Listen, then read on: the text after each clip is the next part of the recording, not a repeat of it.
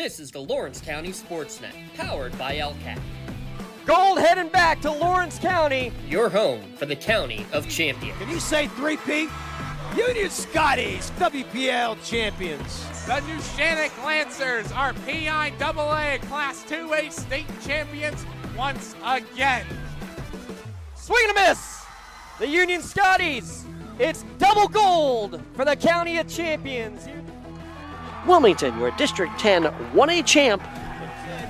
Makes the catch. Now we'll do it. Mohawk, back to back. Go celebrate. The top local athletes and the top sports moments all featured here, live or archived at lcsportsnet.com. There he is. Left corner for three. He's the now all-time leading scorer. Palmer McCain makes the catch. Somehow the adjustment, and he is going to take it to the house. His Monitis works through Rinson. Has a chance. Score! Off the tip of the glove of the first baseman, Benedict. Actually recovered. And did they get her? They did! He has wide open. Dave McKnight gets the touchdown. Featuring over 100 broadcasts of county events in over a dozen sports. Your voice for Lawrence County sports. The gold ball headed home to Newcastle. This is the Lawrence County SportsNet.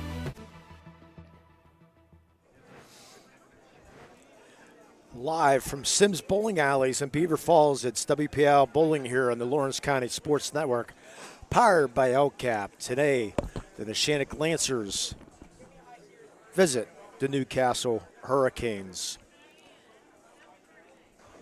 Today's broadcast at lcsportsnet.com is brought to you by Maley Chiropractic, keeping you in the game. MVP Insurance, simplifying insurance. Call MVP for the win. UPMC Orthopedic Care, Lawrence County's local choice for sports medicine. Castle Asphalt, they're making your dream design come to fruition. The Red Zone, score big at the Red Zone. With Doorbell and Law, community firm dedicated to protecting your possessions. Nick's Auto Body, they trust your body in their hands. Parada Jones McCree, excellence is our guarantee. Doran Concrete, residential and commercial concrete services. Luxembourg, Garbett, Kelly, and George, your legal home team advantage. Gem Builders Incorporated, the creative edge in your contracting work. Newcastle Transit Authority, they're going your way. Ponce's Insurance, protecting those you love. Crane Room Grill, family-owned restaurant, brewery, and banquet center. Works in progress paint services for residential and commercial projects. The City Rescue Mission, they're transforming lives in crisis since 1911. And the Tri-County Principals Association, and by the Lawrence County Community Action Partnership. Good afternoon, everybody. My name is Lee Moan. Along shortly will be Mr. James Dotson as soon as he's supposedly done teaching. He will join us here for this bowling match between the Neshannock / Shenango, because Shenango has a girls team also, but only one girl on that Shenango team, which we will get into as the broadcast goes along. Newcastle looking to get that WPIBL title probably this year. A very, very good is the Newcastle boys team at 5-1. They did lose to Hopewell, but they're 5-1, sitting in second place in the Northwest section. The Neshannock very first year program is the Neshannock Lancers, so struggling a little bit, but at least they're getting the program off their feet. And then the Shenango girls, only one girl on the team for Shenango, Cassie Tucker. She's the third leading bowler in the WPIBL, the third in MVP voting, which we will touch on later on. So we're getting about ready to prepare. The bowlers getting ready to warm up, so we'll let them get their warm-ups in, and we'll be back with today's match between Newcastle, Neshannock, and Shenango. You're watching high school bowling here in the Lawrence County Sports Network, powered by LCAP. Having a safe and healthy home is not something to play games with, especially if your home was built before 1978. You may be exposed to extremely harmful lead-based paint hazards. If you're concerned about lead in your home, don't roll the dice on your family's safety. LCAP's Healthy Homes Lead Hazard Reduction Program is here to help you win the battle. Your family's health and safety is the goal. Contact the Department of Healthy Homes today. Hey, Mom, do you need a ride to the store today? Oh, no thanks, hon. I got it covered. Mike's taking me. Okay, well, you have a doctor's appointment tomorrow, right? I can take you to that. No, I got it covered too. Mike's taking me. Mike? Yes, Mike's my Axe driver. Picks me up right at my door and even helps carry my groceries. It's so convenient to schedule and ride with Axe. Wish I would have called him sooner. Okay, Mom. Sounds like you got it covered. I have an apple pie ready to eat. How about you help me with that? Calling all sports fans. Never miss a moment with real-time alerts, keeping you in the loop when your favorite teams are playing. Get instant updates sent straight to your phone with game schedules, changes, and all the latest news. You can receive important updates and reminders, so you're always prepared for game time. Be the first to cheer on your local teams and show your support. Receive important updates and reminders, so you're always prepared for the game. Signing up is quick and easy. Don't miss out. Sign up now and stay connected to the action. Plus, follow us on social media for live updates, behind-the-scenes content, and community news. Like in sports, it takes a great team to protect you, your family, and your business. MVP Insurance is that team. From home and auto to life and commercial insurance, you can count on us for coverage that adapts to your needs. We're committed to excellence for our clients' experience and in serving our community. It's a winning combination. MVP Insurance. Don't get left on the sidelines. Log on to mvpins.com or call today to get your free quote. Your hip, your knee, your shoulder, whatever has been holding you back, UPMC Orthopedic Care is where you'll find experts to help you get back to a better quality of life. UPMC is pioneering minimally invasive surgeries, and we offer personalized treatment plans and same-day surgery to get you home and moving sooner. It's your ankle, your elbow, your hand, and it's your move. Visit upmc.com/ortho to learn how UPMC can help. Castle Asphalt and Construction is driven to provide quality, cost-efficient pavement-related services to Western Pennsylvania. Every paving or construction service at Castle Asphalt begins with a thorough site inspection of the area to allow their team of professionals to become familiar with the unique conditions of your home or business. Once the site inspection is complete, Castle Asphalt provides you with a detailed plan of the design, cost, materials, and time of completion, so you know exactly what to expect during your construction. Visit castleasphalt.com to request a quote for your next project and make your dream design come to fruition. For 20 years, Melee Chiropractic has treated athletes of all ages to help them get safely back to the top of their game. Melee Chiropractic has 3 full-time doctors in their office, and all 3 are former area athletes who have had to battle injuries throughout their careers. They want to help you get safely back on your feet. But more importantly, help stop the injuries before they happen. Prehab before you rehab. Attention all high school student athletes. During your sports season, a $30 visit to the Melee Chiropractic office includes an adjustment and/or all therapy is necessary. From the athletes of tomorrow to the weekend warriors and everything in between. Let Melee Chiropractic keep you in the game. Works in Progress Painting wishes a successful and satisfying season to all the Lawrence County sports teams and athletes. Work hard and bring honor to your team, school, and family in how you play. Joe Wright and his family have been providing painting, window cleaning, and other property services for business and homeowners in the Lawrence County area for over 10 years. Their goal on every project is to provide a meaningful service that honors their customer, God, and their family, and to have fun while doing it. Works in Progress is now booking interior painting projects for both residential and commercial projects. Call Joe today at 724-714-4294 to discuss your next project. And welcome back. Sims Lanes here in Beaver Falls. Joined along before we get started, James Klingensmith and the Neshannock bowling coach. Thanks for joining us, first of all. Thank you. I caught you by surprise. Yes. But this year, I heard this is your first year program here. Yeah, this is the first year for Neshannock in the bowling league. We're just getting the program started, so it's been a chore, but it's been fun. How did you get this started, and whose idea was this? And actually, the boys that are on the team, they were in a junior bowling league in Newcastle, and Newcastle doesn't have a bowling alley anymore. Right. So they came down here and heard about the league and lobbied to get Neshannock to sponsor a team. Now, what kind of lobby does that take? I mean, you have to go part of the.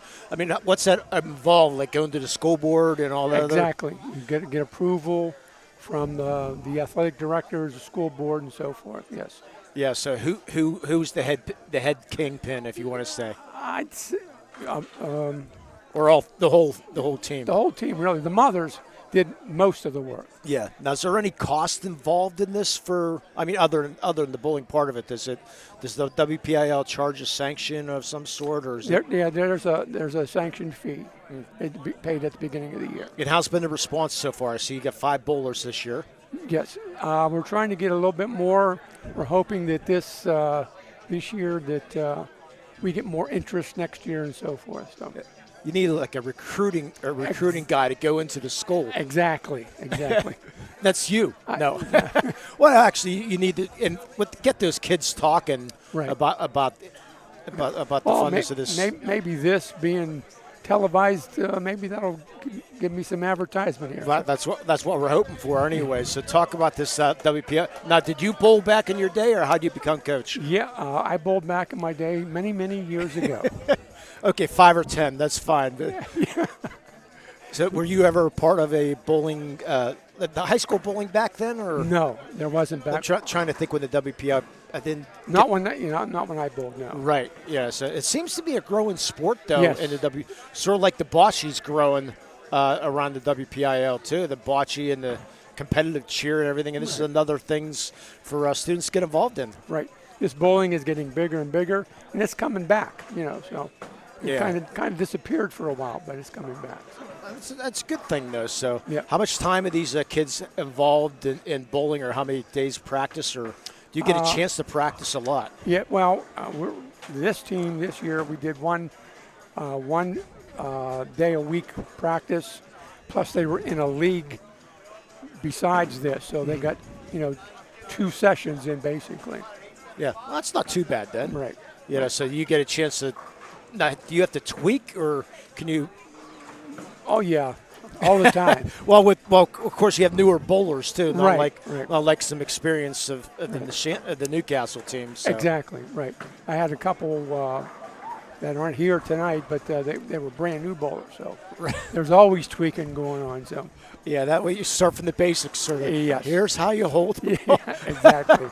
But they seem like they're enjoying themselves. Yeah, that's the main thing. Yeah, that's great. Hey, I'm going to get the other coach on here for me. So I greatly appreciate your time, Mr. Klingensmith. Thank you. And good luck the rest of the year. Thank you. Okay, I'll get him. Oh. We'll bring in the Newcastle coach again. Coach Pitzer, how you doing, my friend? Good. How are you today? Not too bad. It's excited to talk to a first-year coach. Yes. Do you remember those days? It's been a few years. And talk about maybe the growing pains that he might be going through. Yeah, we've had a lot of conversations this year, helping them get their program started. We're just trying to grow the sport. So anything I could do to help them, I did. Yeah, because there's a lot of paperwork involved and all that other. Right, and timelines and everything else. So, but I've tried to get them together with my kids, and we've really worked at making sure that they are able to have a program, and hoping that they'll be able to fill out their roster a little bit more in the next coming years. Yeah, it's kind of tough when you're first starting, and then especially, well, one thing about bowling though, it's more of an individualized sport. Well, no, not in. If you didn't want to tell you, a little individualized, sort of like basketball. You're getting beat in a first-year program by 60, 70 points, or so. Right. Kids don't tend to stick with that, but with bowling, you would think probably they would. Hopefully, I mean, because in our sport, they have opportunities to proceed to playoffs not only as a team but also as individuals. Mm-hmm. So they have both chances to do both. So even like the Shenango team, they have one girl, but she's one of the best in all the league. I saw that, yeah. Yeah, she's in the top 3 in average out of, I think, like 300 girls. Yeah, so she averaged 209, which is pretty good as a senior in high school. Yeah, junior. I think she's junior, just a junior. Yeah. So that's right. So but it would make just thinking as an individualized, so I bowled a 120, but at least it's, you're improving though. Right. Yeah, without a doubt. Talk a little about your team this year. Well, I mean, we have high goals. Our aspirations which you should. Are to compete for a WPIBL championship and make the state finals. That's our goal this year. Well, when you get two kids averaging all 5 bowlers 180 and above. Yes, that's tough to compete against. We've got a really good group, and we've got 4 seniors, 1 freshman on the varsity list, and we've got another senior as our number 6 guy who gets a lot of action on varsity too. So we've got a really solid squad, and we're hopeful. We just went to a tournament over Christmas break where there were 20 of the better schools from the area, and we took second place. So we were happy with that. We competed really well.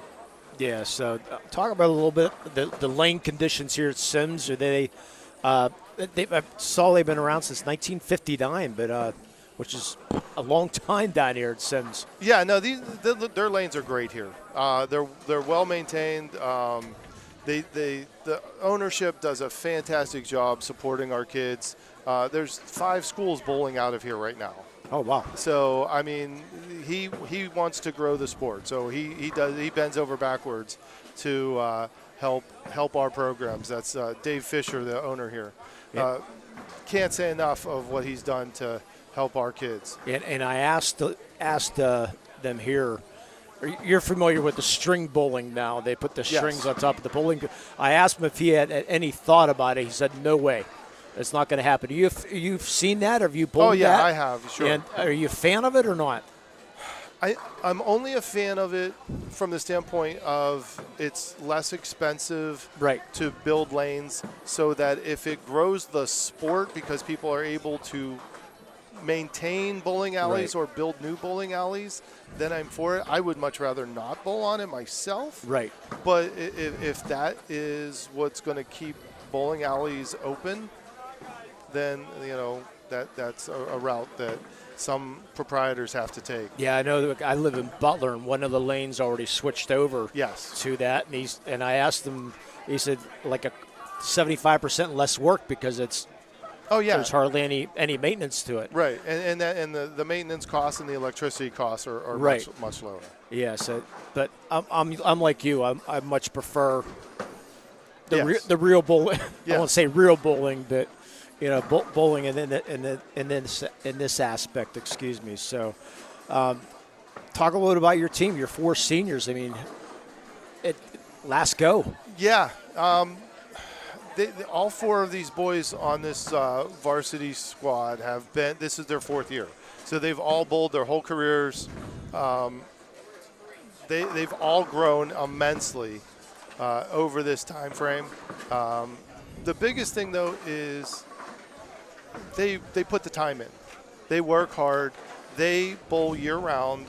The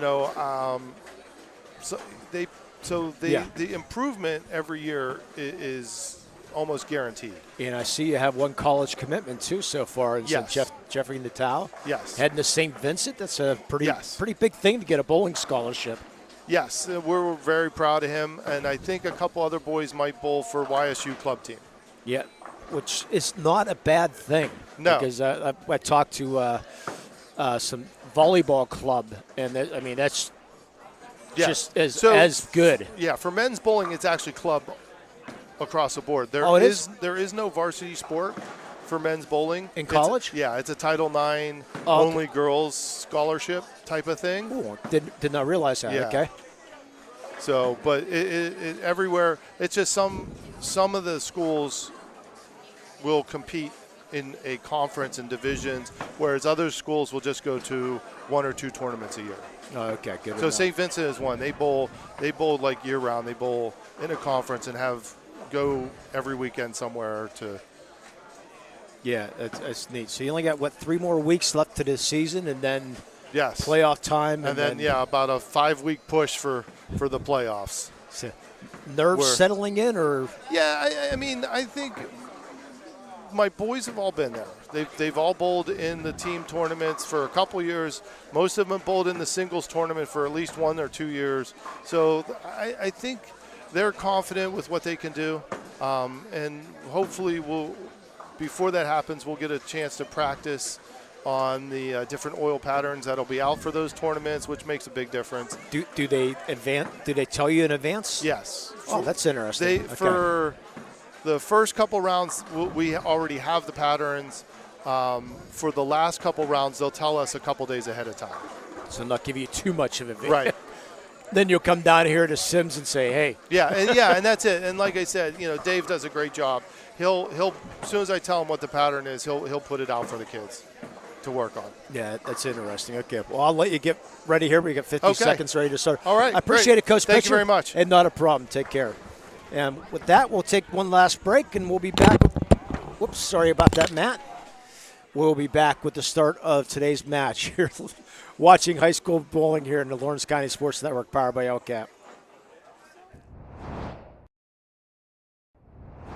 When the high school season heats up, make sure you have the best gear to support your school. Head to the Red Zone on Wilmington Road in Neshannock for all your county sporting apparel needs. From sporting goods to custom apparel to embroidery and more, the Red Zone has it all. Quality gear for all 8 schools in the County of Champions. Stop by and enter the Red Zone or visit them online at theredzonesports.com. Score big at the Red Zone. Castle Asphalt and Construction is driven to provide quality, cost-efficient pavement-related services to Western Pennsylvania. Every paving or construction service at Castle Asphalt begins with a thorough site inspection of the area to allow their team of professionals to become familiar with the unique conditions of your home or business.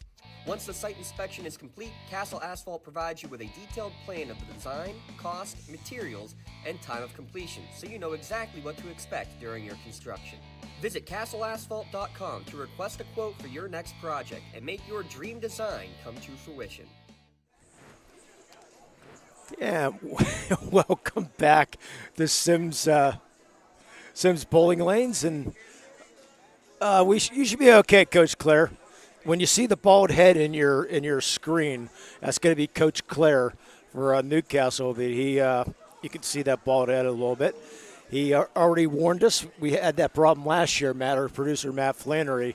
He stands in a certain spot, and that's what he does, and you're not going to move him whatsoever. So Jeffrey Natal for Newcastle. A 210 average leads this Newcastle team.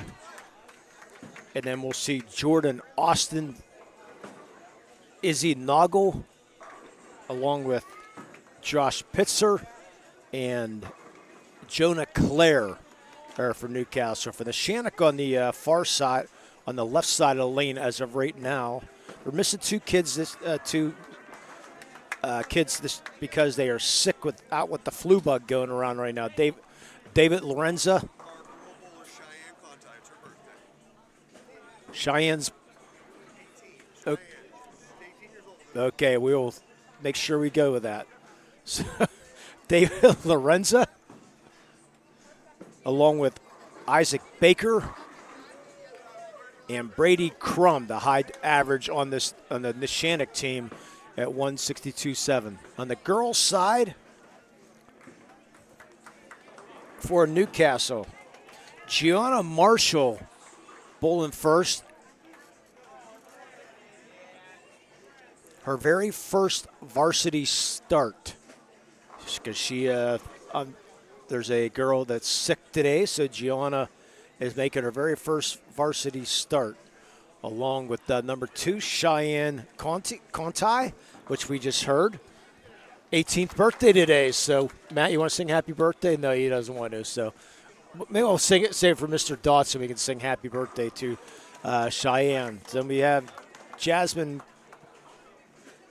Calderero, along with trying to see the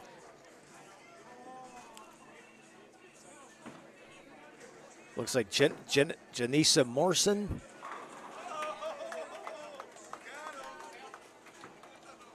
Actually, that's Jenna Lanero bowling 5th. And Jasmine Colorado-Barron 4th for Newcastle. And then for Shenango, it's Cassie Tucker. Talk a little bit about Cassie, the only Shenango bowler. Coach Klingon-Smith talked a little bit about that. Cassie Tucker averaging 209.6. Her high series this year at 769. She is now third in the MVP standings as of right now, as they hand out MVP standings. A lot of different ways to get that MVP. It's based on your high game, how many high games you have. Also, attendance is part of that MVP standings. A little bit of everything involved in the MVP standings. So Cassie Tucker at number 3.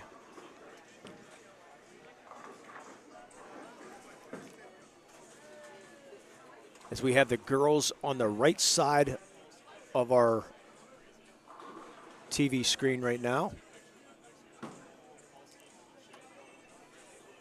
And picking up the spare was Cheyenne Conti, the birthday girl.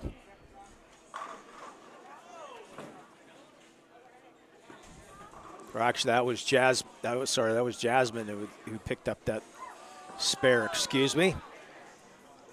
So we try to keep track of these, or probably our only bowling broadcast. You heard Coach Pitzer talking a little bit about the playoffs going on. Our LCAP instant replay on that strike.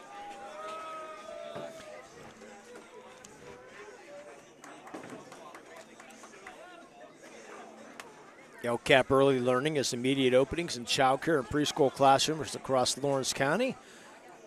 LCCAP.org. So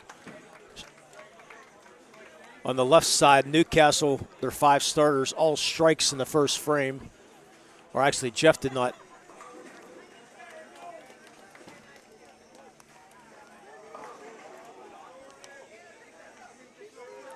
Get that boys thing here. Jeff Natal did not strike in the first frame.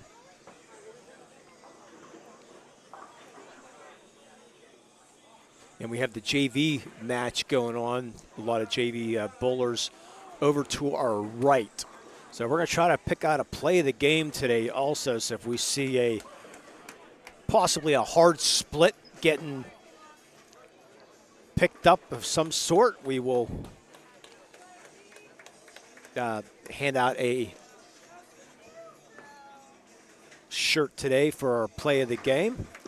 And you see Jordan Austin with a 2-handed shot, and then that was Neshannock's. That was Brady with the 2-handed. See that every once in a while, or see more and more bowlers doing that 2-handed shot.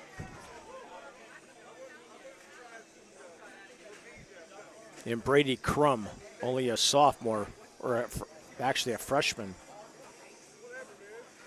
Young squad for this Neshannock. All sophomores, graduate 2028.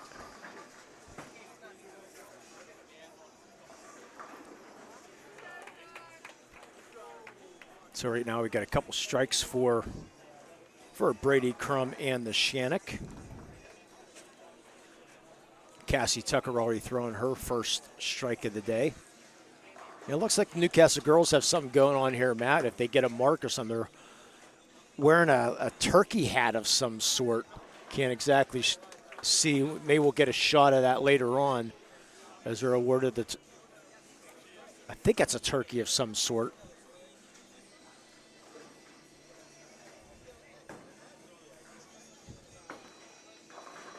Yeah, now the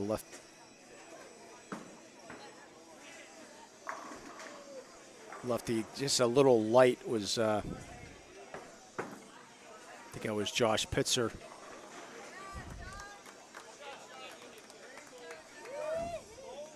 Yeah, Josh Pitzer, the senior. But he'll pick up the spare here. The confidence and trying to see some scores here. Oh, Cassie's got 2 strikes in a row. Next time Cassie's up Matt will slide over to the Shenango girls here. She's got two in a row, does Cassie. And Izzy Ogle with 2 in a row.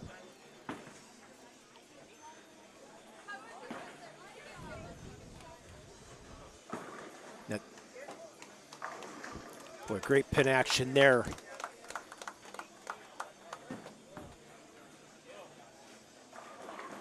For Jeffrey Natal.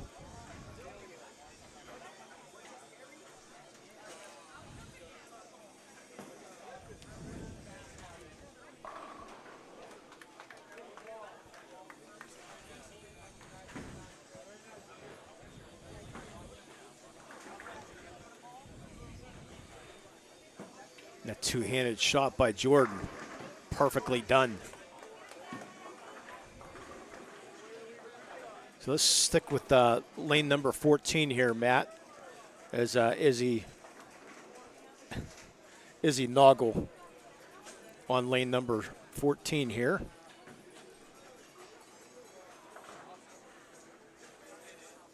And now he's on a turkey.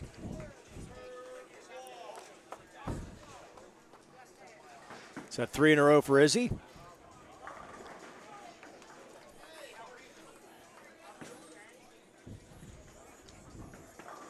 Making it look easy. And he's got the turkey thing going on too. The turkey hat. Gotta have fun.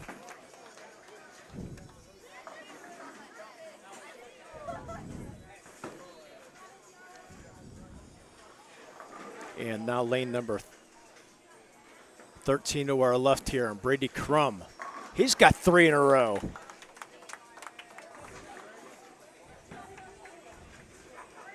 Brady Crum with a 162 average with 3 in a row. And there's Cassie now. She'll go with 3 in a row, Cassie Tucker. The LCAP instant replay. You can check out that ball by Cassie. Playing about the second arrow or so. Bringing it in. So we got 3 bowlers now with 3 strikes in a row to begin this match.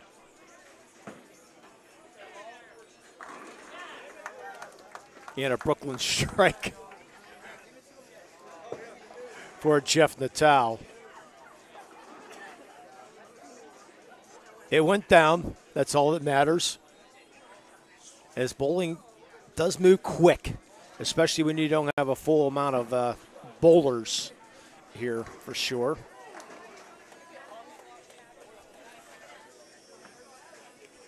Our standings we read earlier is sponsored by Axe, Lawrence County door-to-door transportation survey, open to the public. Axe takes people to work, play, and anywhere else they want to go.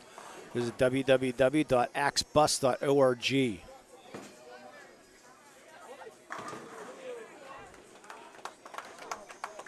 So Jordan with a strike. Let's switch over to lane 13 or get a close look to our far left. Our cast.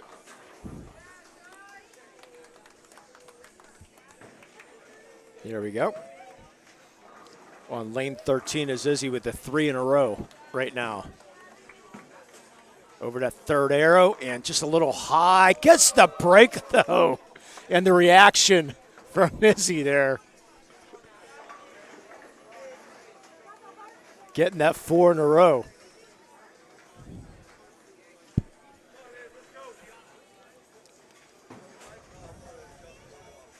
So Izzy Noggle off to a great start. Izzy Noggle with that 180 average.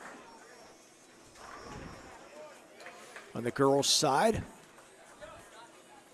We'll wait for Cassie. Oh, they're giving the turkey hat to Cassie Tucker also. They're sharing it along, which is nice of them doing.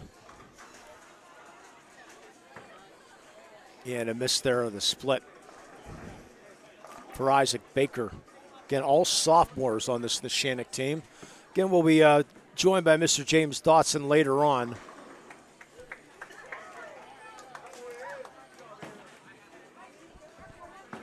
And Brady Crum now up on lane 14. And, solid 10. Perfect shot there for Brady. But his streak of 3 in a row is done.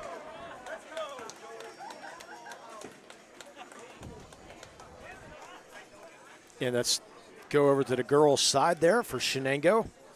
And Cassie Tucker with that 3 in a row.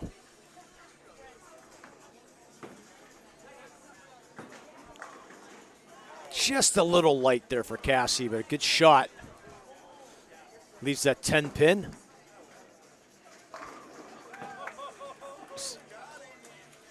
So the only streak we have now for is Izzy Noggle. Actually, Izzy just got 7. Okay, I thought he had 4 in a row. I apologize for that. It was Jordan who threw that.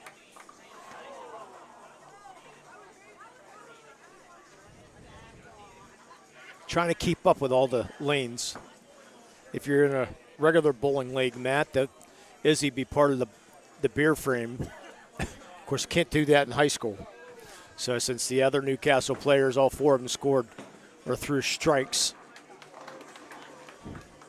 Izzy with the spare.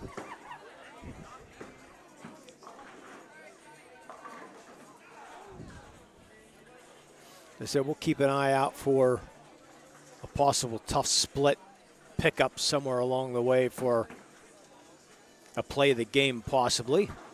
Or if somebody pulls a 300, we'll give them both shirts.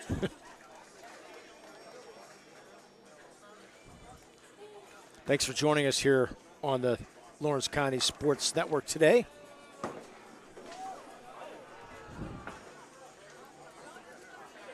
And a miss for Neshannock right now.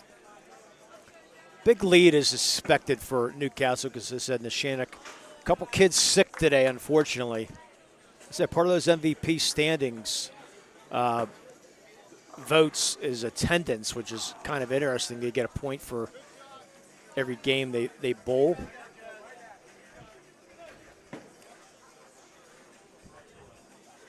We'll take a break at the end of the first game as they tally up scores. And good job there by Jordan Austin. Boy, he gets that ball out well.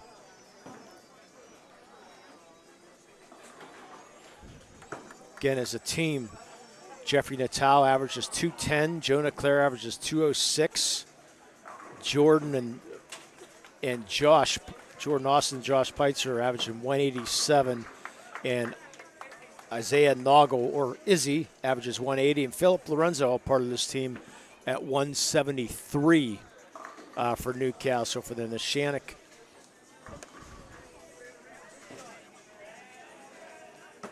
Brady Crum averaging 162. David Lorenzo, 153. Matthew DeCarlo, 152. Isaac Baker, 130. Logan Dean at 108. Newcastle rolling along right now.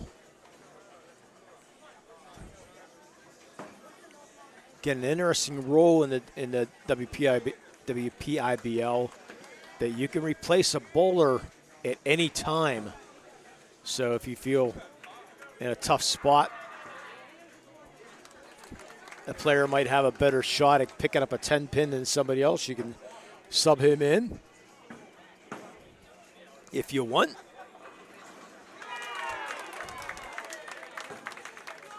And a nice job there picking up that split.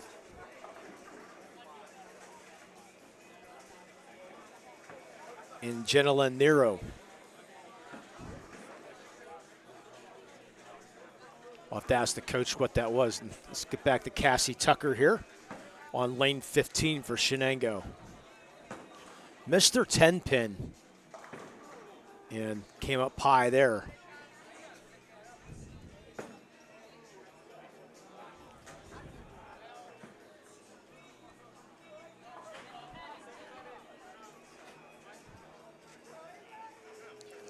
Yeah, Jonah Clare, 18th in the MVP standings for Neshannock, averaging 206 on the year.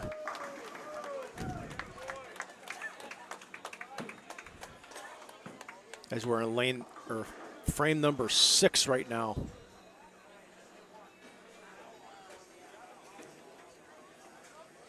is Jordan Austin.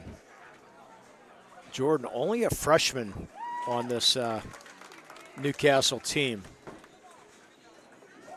Said averaging 187. And he's going to have a tough pickup now.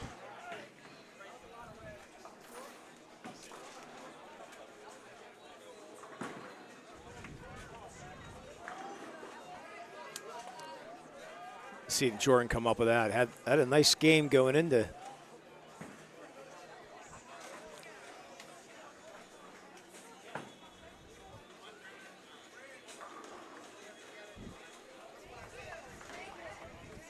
Waiting for Izzy to see if he can pick up this split. And a Brooklyn strike for Isaac Baker.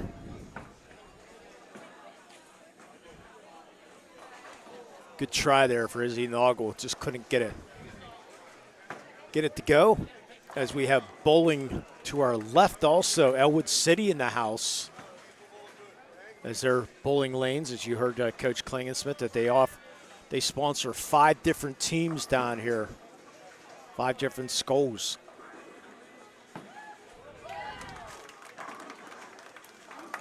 And nice comeback.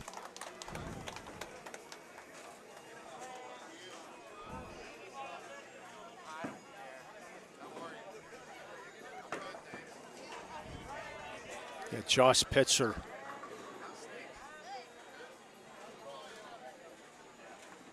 Or actually,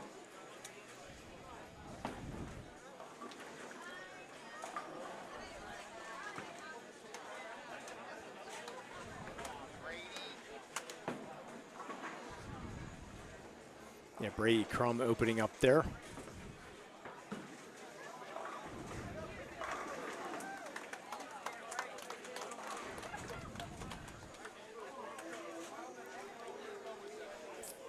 Three in a row for Josh Pitzer. Now the lefty, Jonah Clare. Struggled his last frame, and he throws on the Brooklyn side. He's struggling a little bit as long as he's getting those strikes, though. As we switch over to the right side. Keep an eye on Cassie Tucker.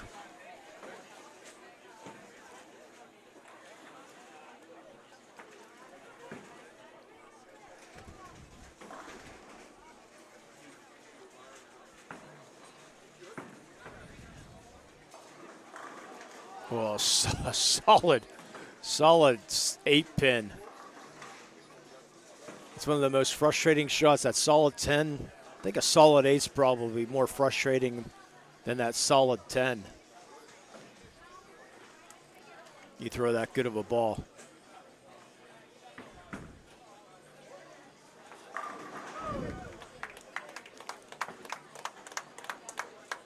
Good strike there by Jeff Natal.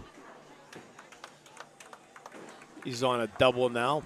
Opened up in the second frame to Jeff Natal, but 4 out of his last 5 frames of the strike.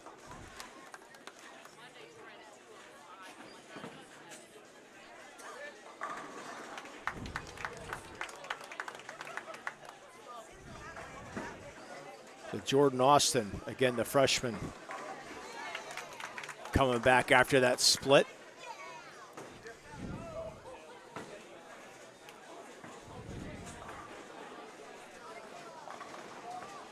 Can't see. It looks like Elwood City bowling against West Allegheny on our far side. That's your out-of-town scoreboard, sponsored by the Newcastle Transit Authority.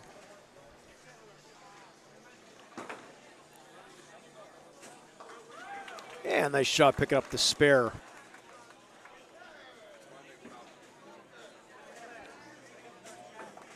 I believe that was Gianna.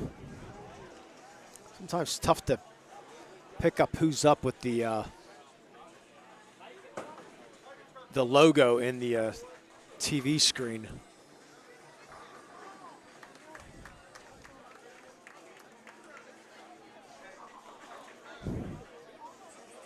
And bad break there for Izzy Noggle. Another getting that split. Still has 149 through 7, so he's still got a good chance at 200. As Brady Crum, 105 in the 6th, sitting a spare in the 7th. Pick up for a spare.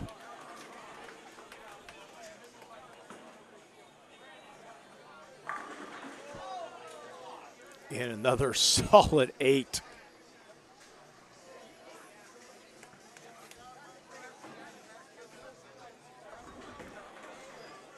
By Josh Pitzer, the solid 8. I want to thank the Red Zone for being one of our sponsors also. They're on Wilmington Road in Neshannock. They got gear for all 8 schools in Lawrence County. Sporting goods, custom apparel, embroidery, and more. As we're here at Sims Lanes, waiting for Mr. James Dotson, and just as I speak, Mr. Dotson walking through the doors. Supposedly done with his teaching job for the day. Always give him a hard time. And there's the adjustment nicely there for Newcastle and Jonah. Jonah Clare. Been hitting Brooklyn quite a bit, but had to move inside a couple boards there. Was able to get that strike. Jonah now getting on pace after that open frame in the 5th. Another solid 10 for Cassidy Tucker. Again, the flu bug going around for the Neshannock team, so only 3 bowlers on here for the Neshannock today.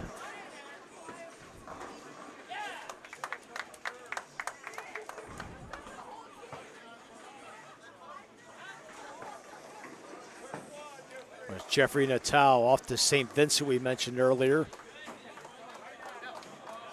Now on a turkey is Jeffrey. Going to go get his turkey hat back.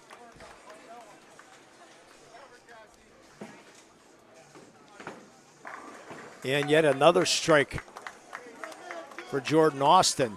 Girls side. We try to keep track of everybody here today. Cassidy Tucker for Shenango, 125 through 6 frames.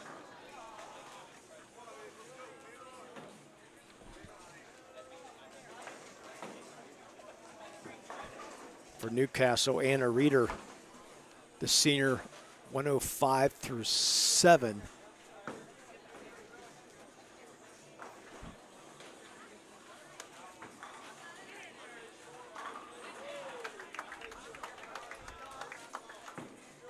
As we're here from Sims Lanes in Beaver Falls.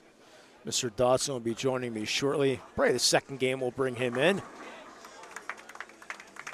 And a good strike there by Brady Crum. Got a good chance at a 180 game. Brady's average is 160, so you would take that for sure.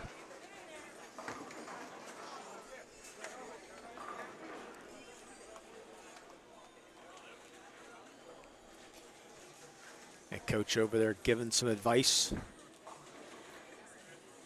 to where to throw this ball for our girls here, for Jasmine.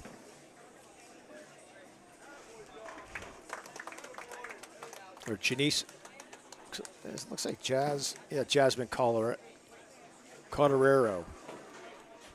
We'll try to, only 1 on her first ball, so we'll see if Jasmine can come back and make it. And there's the nice adjustment by Jonah Clare, and only 8 there for Jasmine, so good bowlers make the adjustment. Sometimes it takes a couple frames, but they get it done.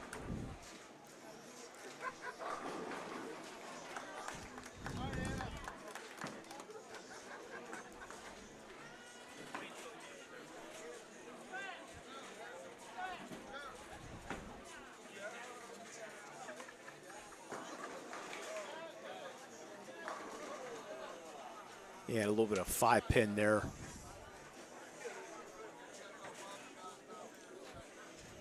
I want to thank everybody at Sims Lanes here. We'll talk a little bit about them. As David Lorenzo left a 5-pin.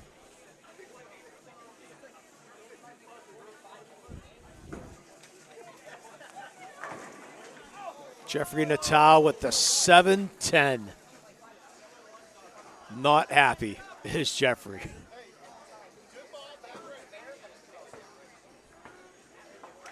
We had a really nice game going on. Open up in the 9th frame. Jeffrey Natal. If he picks this up, we'll give him both shirts. Right now, you just want to get one because you're on a strike. For Jeffrey. He's going for it. He went for it. 181 through 9 for Jeff Natal.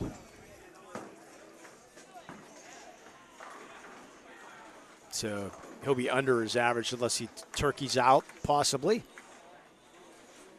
So we'll bring on Mr. Dotson at the start of our second game. And good pin action by Jordan Austin. Really impressed with the freshman. Averaging 187. Jordan, he's got 155 through 7 on sitting on a double, so he'll be in the 200s. Will Jordan Austin.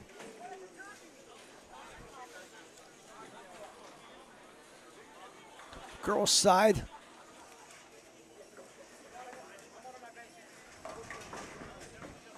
Jenna Nero leading the way with a 114 through 7 frames so far.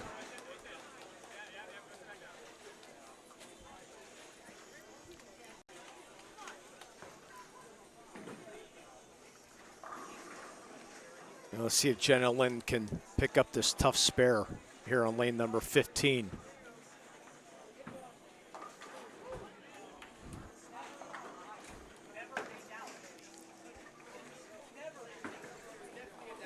Always tough to get this splitting in between here. Yeah, it broke just a little bit at the end.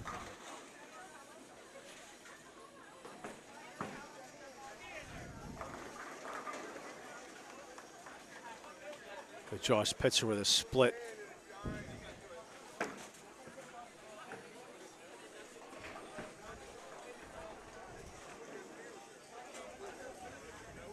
Our starting lineups tonight were brought to you by the Crane Room Grill. Kitchen's always open till 10:30 with select app specials. It's a post-game tradition at the Crane Room. Good job there by Josh Pitzer to pick up that sleeper. 157 through 8. So just about everybody in Newcastle looking for a 200 game, possibly Josh. Going to need a double to get up to that 200.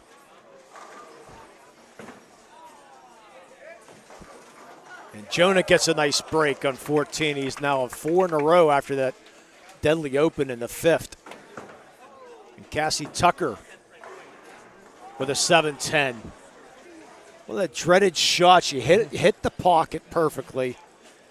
It looked perfectly and end up with a 7-10. Did one pin fall? No, it's still up there, Lee, but okay. they registered on the board as a they're going to have to adjust that if she. They got it correct up there now. Okay. Here you go. Here's your Melee Chiropractic play of the game. No pressure. You have to really throw it hard and well. She'll just take one, which is what you basically got to do in that situation. Yeah, no, very little chance. Have you seen 7-10 splits picked up? I've still never seen one. Yes, not live. Not live. I've not seen live. I just saw a replay of, I believe, somebody from Plum High School hitting a 7-10. Now, Plum, the, 3-time defending WPIBL champions now, Lee? Newcastle trying to get there this year. Coming inside is Jeff Natal, changing his approach a little bit as Jeff coming inside, now sitting on a double. Nice strike in the far side by the girls. Haven't seen a hard split pickup yet, so we'll keep our eye for it. Keeping an eye out that we got one on 14 right now. Remember Jenna Laniero, she had a split earlier today. She had a split that kept her playoff hopes alive last year. Very worthy. Yeah, she picked up a split earlier. Yeah, 310 I think it looked like. I couldn't tell. You're watching while you're driving? No. Not at all. And put up get the field goal post up. Are we allowed to do that? Yeah, it's worth 3 on Friday nights. Why not? the chassis. Yeah. So Jeff's going to finish with a 210 as he got 9 on the last one, so he's right at his average. Good start for him. And you mentioned it. What a great start to this match. Jeff goes 9 spare on the first frame, and the rest of the team all with strikes on the opening frame. You can't ask for a much better start for your team than that. Yeah. I'm impressed here with Jordan Austin, only a freshman. Working on his second turkey of the opening game. You're only averaging 188 as a freshman. Or actually, it's Brady Crum, excuse me, with the strike there for. Yeah, so Brady with a turkey on lane 14. And he's only averaging 162. He'll be at a 200.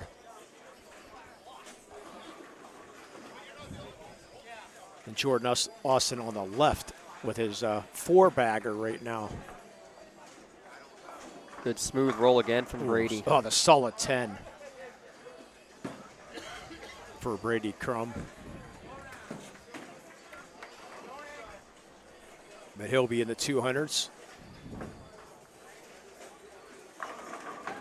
Well, those pins just explode off of Izzy Ogle. Now, talking to Coach Claire earlier, he said it's incredible watching what that is Jordan going on that side, how impressive he has been, and that he's probably going to be right up there with the high scorers in a couple of years. Yeah, good job there by Brady Crum, the 203. Yeah, just shy of his high game of the year. 210's his high. Almost. His high game was 210, so close. As Cassie Tucker finishing thing off, she got her first strike. Going to be below her average for the first game. She's 173 right now. Chance to shoot 203. And Jordan left that last one a little high, though. Yeah, 242 for Jordan Austin. And that is his high game of the year. High, yep. How about that? Play of the game right there. Absolutely. Again, just a freshman. Can you imagine 3 more years of bowling? No. Well, and first off, great talking to all the coaches, Lee. How great is it to see that, they said it perfectly. The more you bowl, like any sport, but the more you bowl, the better you're going to get. And they're, in the lanes 2-3 times a week for various leagues, practices, and obviously the WPIBL. That's right. You're always good.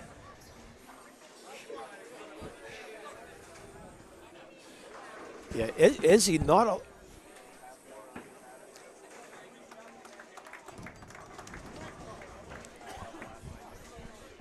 Yeah, Izzy Noggle, not a lot of break in this ball. Plays in that inside. Plays between that second and third arrow. About the 9th board or so.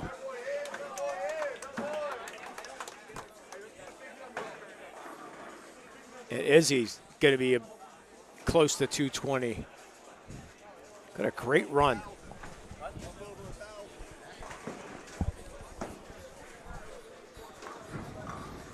You knew Newcastle was going to win both of these matches just because of the numbers game, but the big number you're looking at is individually, and then as a team, Newcastle already 3 players over 200, going to have a 4th for sure, maybe all 5 over 200. You're already over 1,000 on the game.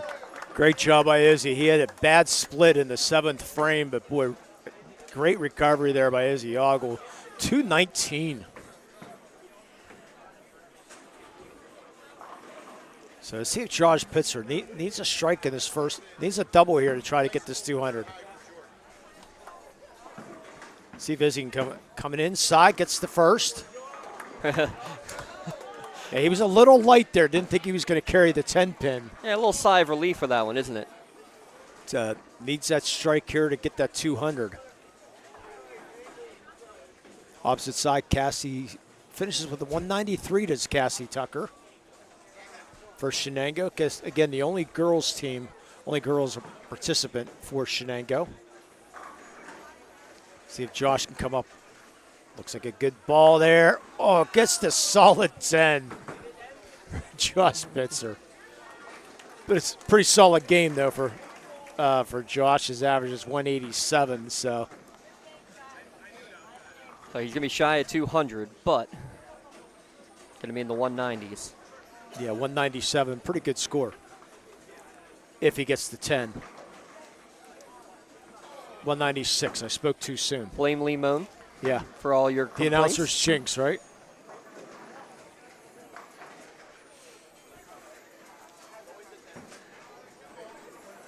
So let's see Jonah now. Jonah Claire. That's going to be a little high. Oh, it gets a break. Gets the break. 3 in a row. Don't worry, no one saw that, Dad.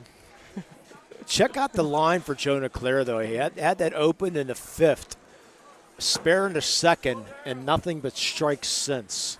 How many Brooklyns has he had in this first game, at least 3, probably. But it said the 6th, 7th frame, he seemed like he really changed his line just a little bit. So now he's going back outside again.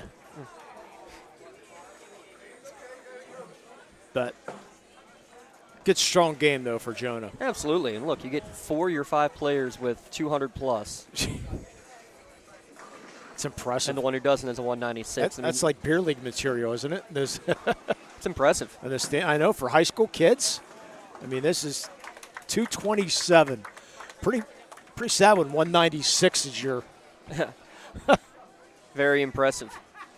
And over here on the Brady Crum, 203 for the Neshannock, 145 for David Lorenzo, 135 for Isaac Baker. Girls side, I'll let you recap that. Tough to see here.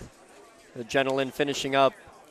She's at 150. If she picks up this spare, she'll have a chance to be high on the team. Anna with a 152 to lead Newcastle's girls. On the other side, Cassie, a 193, so below her average. Tough to say that one. Yeah. 193, but that's just the standard that she has set. Jill Nero above her average, though. And she'll just get one. She'll have a 159. High game for Neshannock. So gentleman finishes 151 there. 151. Anna Reeder, a 152. Gianna with a 100. The birthday girl, Cheyenne Conti, a 134. Jasmine finishing with a 114 to round out the Newcastle lady scoring. Okay, and that will do it here for the first game. We'll take a quick break, and we'll be back with game number 2. And in a little bit more from Mr. James Dawson. You're watching high school bowling here in the Lawrence County Sports Network. It's powered by LCAP. Attorneys Parada, Jones, and McCree are dedicated to giving their clients the best chance at a positive result. From personal injury, criminal and corporate law, real estate, municipal law, to wills and estates, their team will work with you through every step of the legal process. With Parada, Jones, and McCree, excellence is our guarantee.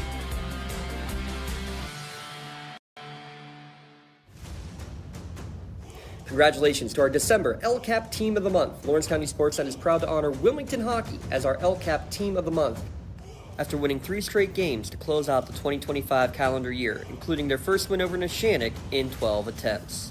Congratulations to Coach McKee and the Wilmington Hockey Team, your LCAP Team of the Month. Being the home team, to playing at home.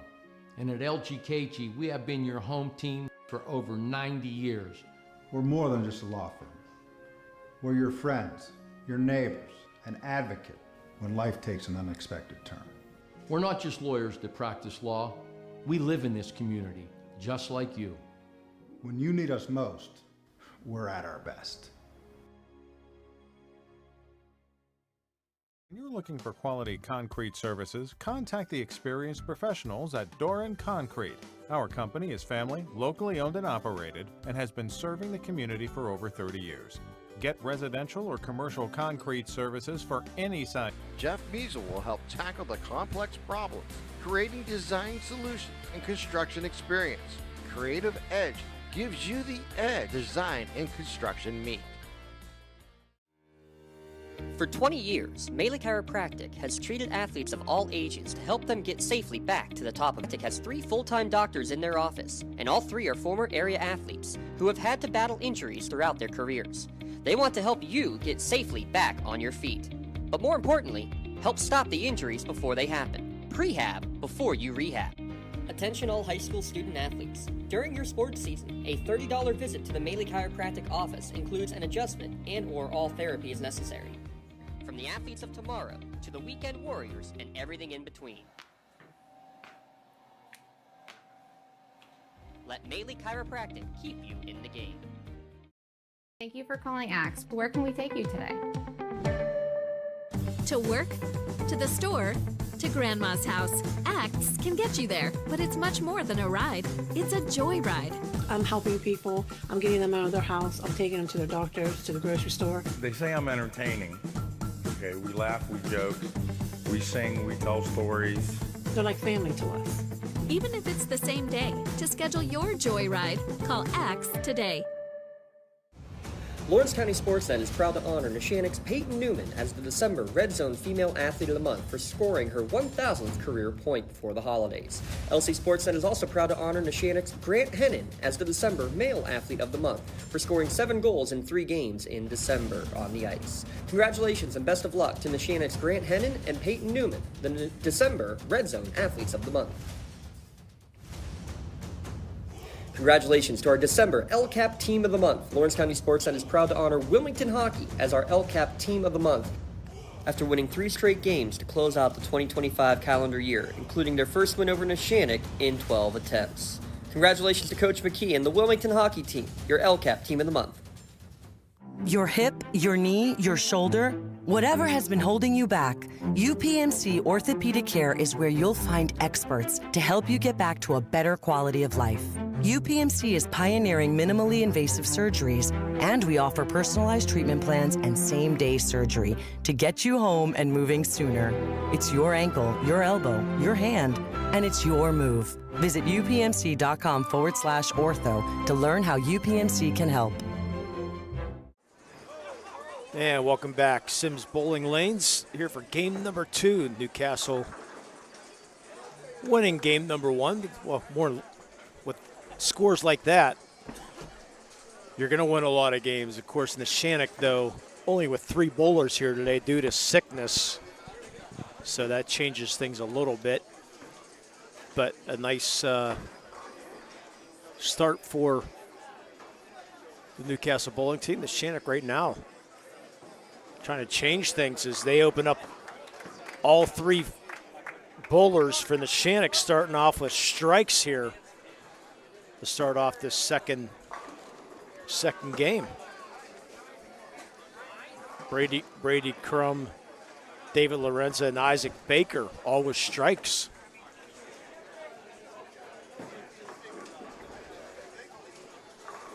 Cassie Tucker opening up with a strike on the far side.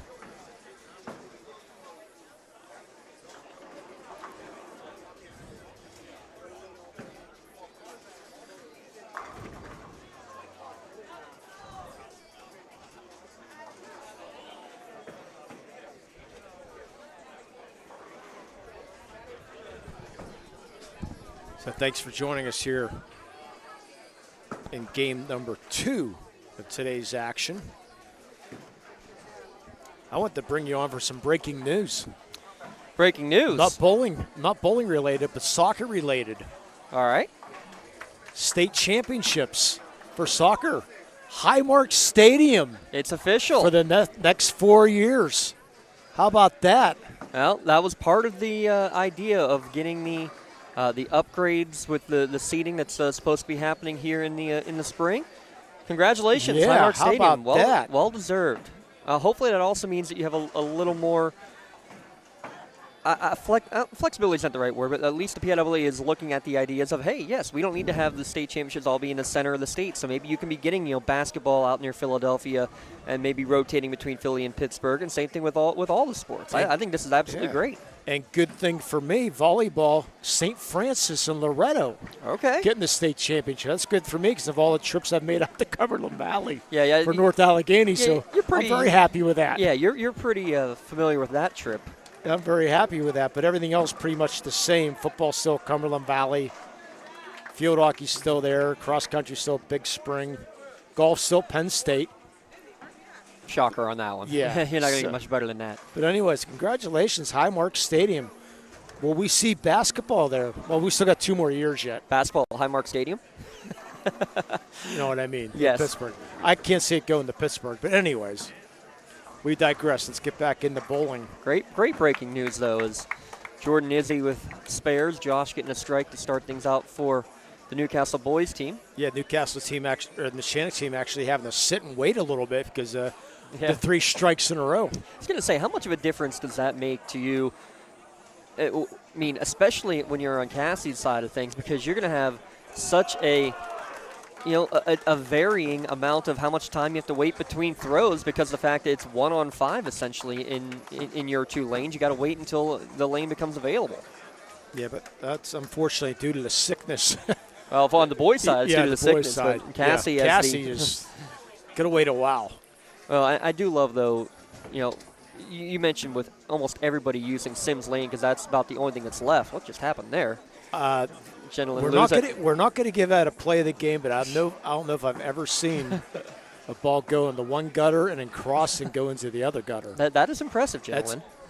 We don't want to give her a play of the game for that, though. We'll ask her about it. But we'll definitely laugh. To finish the thought, though, it was a situation with the Neshannock boys team. You only have 3 players available, only had 5 typically for the whole year, so that's one story. But with every team basically in the area using Sims Lane as your home, that's why you got 2 WPIBL bowling matches going on here at Sims today with this one and the Elwood City West A game. We'll get you some score updates on that here in a bit too, but I give huge credit to everybody working together to make them happen, including, for example, Cassie doesn't have a team to work with, but she comes and practices with the Newcastle group consistently throughout the course of the year.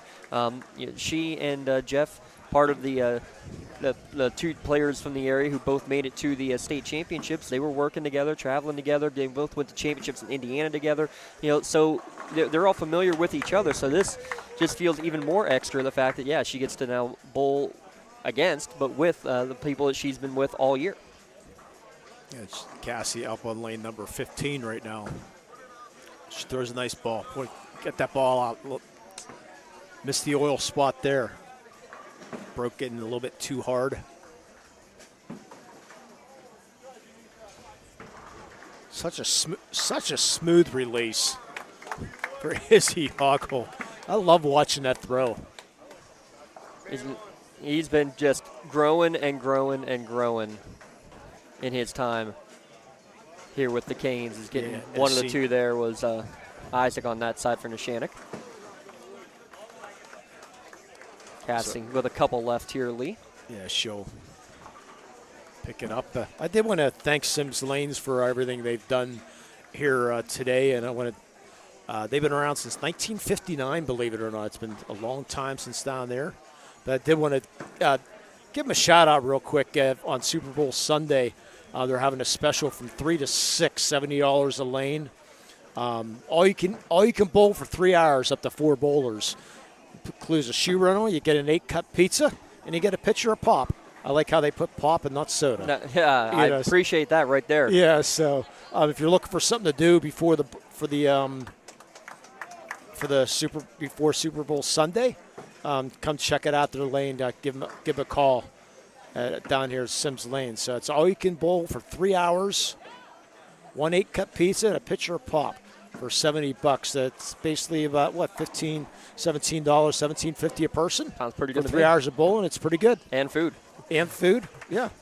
I mean, again, this is the only real bowling alley in the Lawrence County area. You got to go 30 minutes south, 30 minutes north to be able to have any chance to go bowling. And I do think that you will get with the growth now that's you're starting to see in bowling all the way across the country, really. You're going to see more lanes start to open back up, probably with the string bowling like you were talking about with the coaches. And I know it's Nothing sexy about it, Lee, but, the fact of the matter is, if I can get more people into the lanes to go bowling, I'm all for it. And especially, you got to start young. I remember going bowling when I was, 5, 6, 7 years old. That was like every birthday party was. If you were going to the bowling lanes, my goodness, was that a good time. Yep. I was talking to the owner about the bowling. He said back in the day it was probably 90% leagues and 10% open bowling, and had a lot of upset people.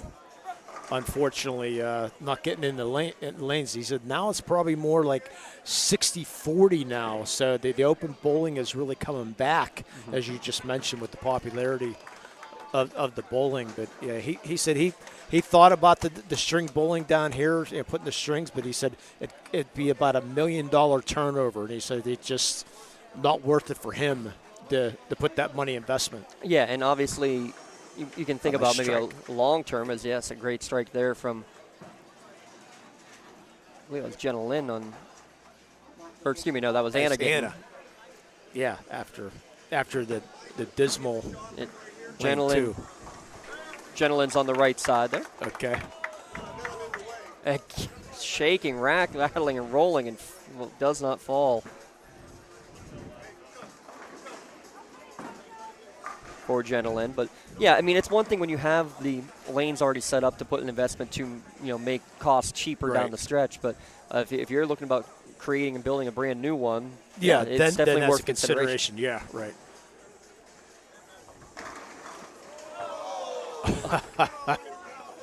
Yeah, Jordan had that perfect, getting that solid 7. He's changed his throw a little bit, changing his line. So you talk about the oil lines. We'll talk more about that in a minute. But first off, do you know, is it lane specific during the regular season, like by each alley in terms of what the oil pattern is going to be? Yeah, each alley is going to have their own specific oil. So I'm not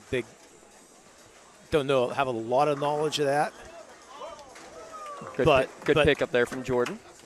But the oil is such a big thing of how the ball's going to break, and where you have to throw the ball, and talking to some of my friends who are big time bowlers, they'll have a 220 average in a local league, but when they go out to Vegas and throw on some of the pros, their average will drop down to 175 because of the oil. Because if you miss your mark by one board, you're done. Yeah. So it's just that much difference between the oil layouts and everything. So yeah, I found it interesting talking to Coach Pitzer about that, about how the lane conditions and everything. So and it's good though. They kind of keep it secret, but then down the stretch you find out what it's going to be, and you get a chance to go and map it out perfectly on your local lane to be able to practice it. Now you don't see it.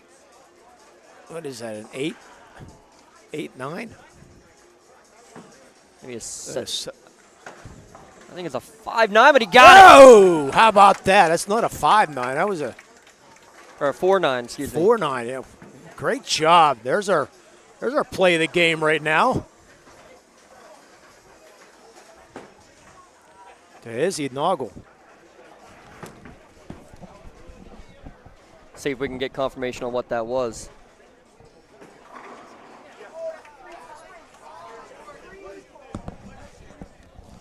Yeah, definitely a 4.9. Beautifully done. That's tough to stay focused. I mean, he threw a pretty good first ball and then get the bad break, but hanging in there to pick up that spare. So it looks like let me get Jonah possible with 2 strikes start. Let's stick with Jonah right now. So other than Jeff's first frame of this game, it's all closed frames for Newcastle. Jonah looking for a chance to put the turkey hat back on. He's got to go Brooklyn. Yep, that's... He knew it coming out of the hand. You can see he just didn't get that ball out. He a little bit further down the lane.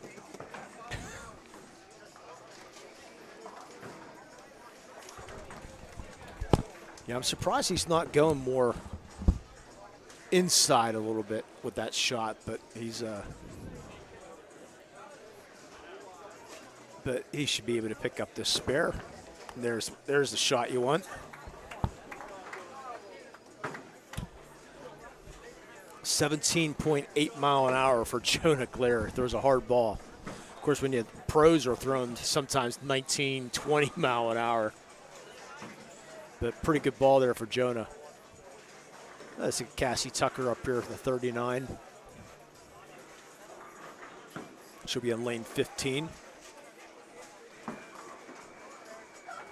And these two middle lanes pretty much the standard in terms of the lanes that are used for the matches here in the WPIBL. A good start for Cassie. Another strike. So strike, sandwiching a pair of spares. She's averaging a 209. Nice kick. Jeff says, I'll take it. Yeah. Yeah, a little light, but it has such great rotation on that ball. So that ball just explodes through there. Good pin action for Jeff Natal. I said Jordan Austin, I said, changed his mark a little bit. Coming more inside, going over that third arrow and getting it. 4 marks for Jordan so far. And again, just a freshman. Impressive for him so far. The Newcastle girls. Said not a bad start for this year for the Newcastle girls. With their 4-2 in section play.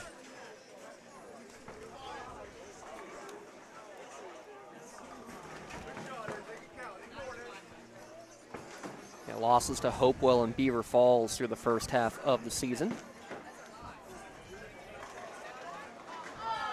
That was just a missing on that one. By the way, our 4-9 split sponsored by Parada Jones McCree. Their excellence is their guarantee, and that's a bad break there. And that 10 pin. I hate 10 pins too, Izzy. And that's kind of how it goes. I just heard Coach Clare say, you just picked up a crazy 4-9 split, and then you leave the 10 pin hanging. Yeah. But then again, that's why I'm not the one out there, because I'd be missing that 10 pin every time too. I'm probably 50% probably for 10 pin. Yeah, and there, Josh Pitzer off to a good start. 59 through 3 frames and hitting strike. See if we can get that ball down the lane a little bit more this time. That's good. There you go. So what's the big way that you're getting that sort of pin action like that one? So just for example, on the previous shot, the one that Izzy left on the 10 pin. A lot of it's rotation, just the spin on the ball, but the angle coming in too. Mm-hmm. Coming in. So you have to pick your spots where your ball's gonna, finish. That pizza smells good. You don't realize you're hungry. And I'm not actually, but it just smells good. Reminder, JV matches are going on the outer lanes at the moment. And with that, you'll get the chance for substitutions. Boy, Josh. Good kickback from Jeff there. Yeah, for Jeff, excuse me. He's one of our impact players.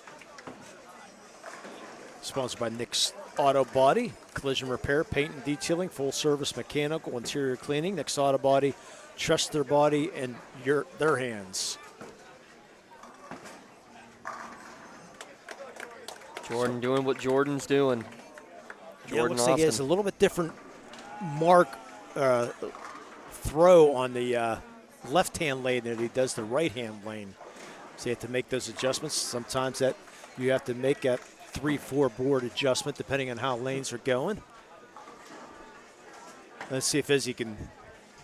I just loved how smooth he throws that ball. He was asking for a little bit of English, but yeah, it came up a little high.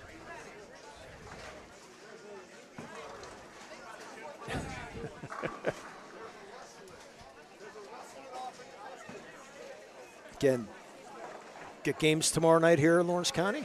We do. We got a couple of great ones we're going to be part of. Newcastle boys will be on the air again against North Hills.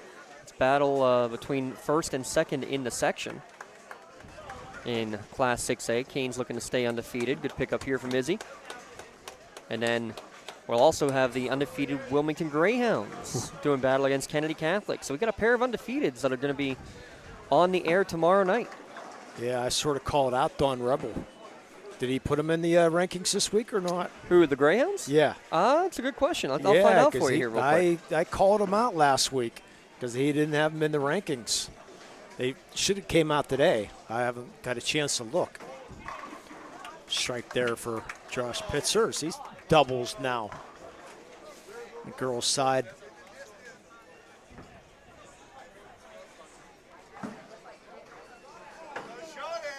Trying to see who's up there.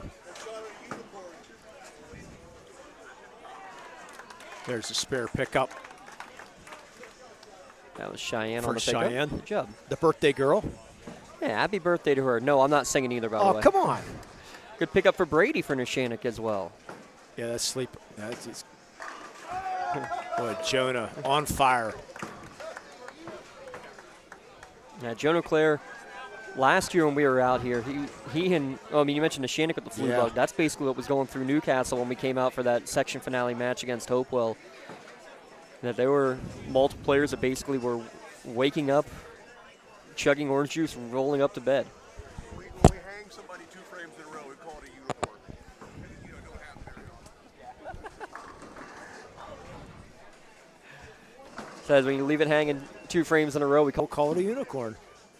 I remember before the match we covered last year, I went and looked up bowling lingo. I thought I knew a lot of it. My goodness. Yeah, there's a lot more than I thought. Yeah. Said Wilmington, did he put out the state? No, they are not out yet. Oh, okay. So Wilmington, if they beat Kennedy tomorrow night, they will be in. Absolutely. Because Kennedy's ranked, I believe, 3rd, if I'm not mistaken, in the state. Yeah, we'll be on with our friends at Mercer County Radio for that one. Matt going to go from making the trip down south, our producer today, to heading up north to what's going to be a jam-packed Wilmington High School. Gosh, yeah. I don't know if it's a sellout yet, but they were doing pre-sale all week. It's going to be sardines in there. Yeah, you might have to put Lawrence County might have to put a bid in for those soccer championships now. Absolutely. Yeah. Down at Highmark. Almost. Yeah, it'll be interesting to see how they handle that with the expansion that's going to be going on down there, too. Yeah, so the expansion work should be done by the time the summer league for the Riveters is completely underway, is what we were told. 15,000 seats. It's going to be awesome, isn't it? Again, Izzy. Yeah, just a little light. Now let's flip it back over here and we'll check out. Cassie on a double right now. Yep, first Alexa's going to go for Newcastle. Leaves 5-10. Yeah, that's Cassie on a 3-bagger. Cassie's high. She's got the high game in the WPIBL on the girls' side. 278. Yeah, that's high for the year. And I like how you mentioned, too, about, that MVP voting, how that ends up going. It's not just about scores, but it's also about, number of matches you played, number of, frames and games you played because of the idea of the substitutions. Because you may have somebody who throws a great first ball, but maybe can't pick up, a 7-pin or a 10-pin, so they would be subbed out a lot. And that's somebody that you're probably not going to try to name as an MVP. Same way, you look at someone like a Phil Lorenza for Newcastle, who is averaging almost a 180 on the year. It's kind of a super sub. Yeah. There are teams who would die to have that in your starting lineup. And, credit to Phil, averaging a 173 and a senior also. And a senior. Yeah. And because he was expected to move from that super sub role a year ago into the starting role this year. But unfortunately, Jordan had to grow up a little bit. Yeah, Jordan did it quickly. Yeah. But here's the thing. If somebody's having an off day or, illness goes through and you're losing one of your starters, that can be very detrimental. Oh, wait, no, hey, Phil, come on in. Let's rock. Yeah, I thought the same thing, Izzy. I thought that was going to break. I thought that was going to be a little bit too much break there, but as he does pick up the spare. 1094 in the first game for the Newcastle team. Newcastle boys team, by the way, not the season high. Wow. But when you look at the records for this year in terms of Newcastle bowling history, basically every record that existed in Newcastle bowling has been shattered in these last 2 years. But Jeff Nattell at 289, that tied a school record. Izzy Noggle had a 286 earlier this year. Both of those were 10-strike games. 266 for Jonah Clare earlier this year. How crazy is this? That 266 for Jonah's max this year? That's not even top 10 all time now in Newcastle bowling history. He does have the highest series of the year, though, with a 706. 706. And how about this? He now has 5 of the top 10 top series in Newcastle bowling history. Pretty impressive. Yeah, I saw that one coming. The dreaded chop. Now, that looks like what I'd be doing on the lanes. Would you even hit a pin? 1 or 2. Okay. Yeah, I hate those chops. As soon as you throw, it's like, oh, shoot. You know what's coming. Yep. Good pin action on the left side. Jeff, you got to be happy, Jeff. Like, come on. The pin fell. Don't look so upset. Anna Reeder, unfortunately, leading a 7-10 split here on the girls' side. Excuse me, that's a 4-7-10. That's better. It's a little better, yeah. Yes. Yeah, that's better. The look on her face says no, it's not. Yeah, the left lane seems like it's breaking just a tad more out there. Now, how many rolls of the ball does it take before you start to realize that to be able to make an adjustment on something like this, Lee? Yeah, you try to figure out in practice. Uh-oh. It's good. Well, and unfortunately, Izzy chops. And sometimes, I mean, the lanes break down during the games too. You know, so you like come mid-second game or late second game, you might notice, I might need to make a board or two adjustment. That's what it feels like for Newcastle right now, midway through the second game, as their boys are starting to leave them up. Another 4-7-10. Or if you Cassie on 3 in a row. Make that 4 in a row for Cassie Tucker.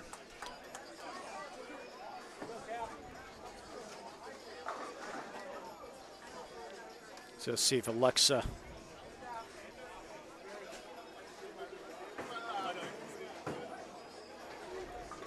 In a bit.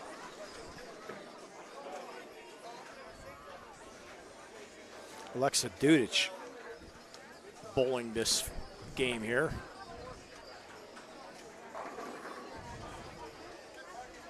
See if Alexa can come up with a 4-7-10.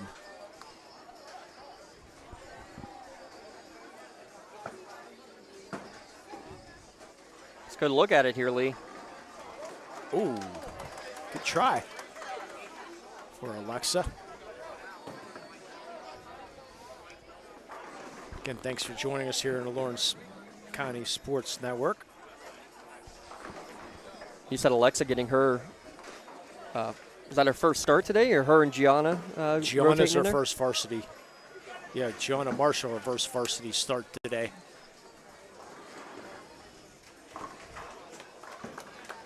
Yeah, since the Maduro Bonner laws and with the turnover, we'll give them the sponsoring the splits today. Yeah. Community firm with a personal connection and individualized service. They'll bring you together. They won't split you. Well done, Lee. Well done. Josh and Telly are working on a turkey. Oh, man. Yeah, right now, I mean, the way they say to pick that up is 3. Yeah, you want to go for the 3 here since being on that turkey, you want your chances of getting this are slim to none. But he's going. Whoa, only getting one. Left it a little up. Yeah, that hurts a little bit there. You lose quite a few pins by not getting at least 3 there. So still got 136 through 7. So he's still on a 200 pace.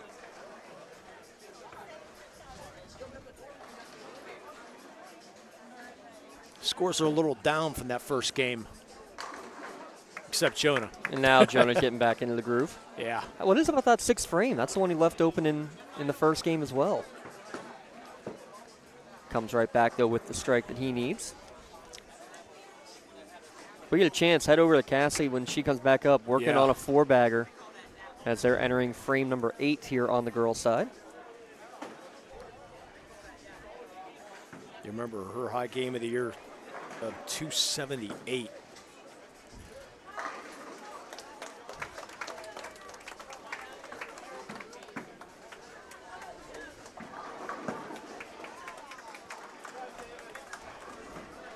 Yeah, good spare pickup there. Okay. Competed over the summer in the Junior Gold Championships, did Cassie, as she's coming up here on lane 15.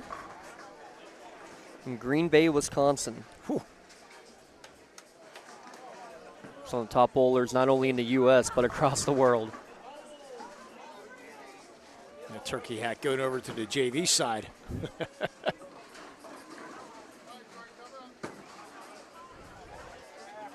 Ooh, came up high. Fortunate there. Get the 9 count, though.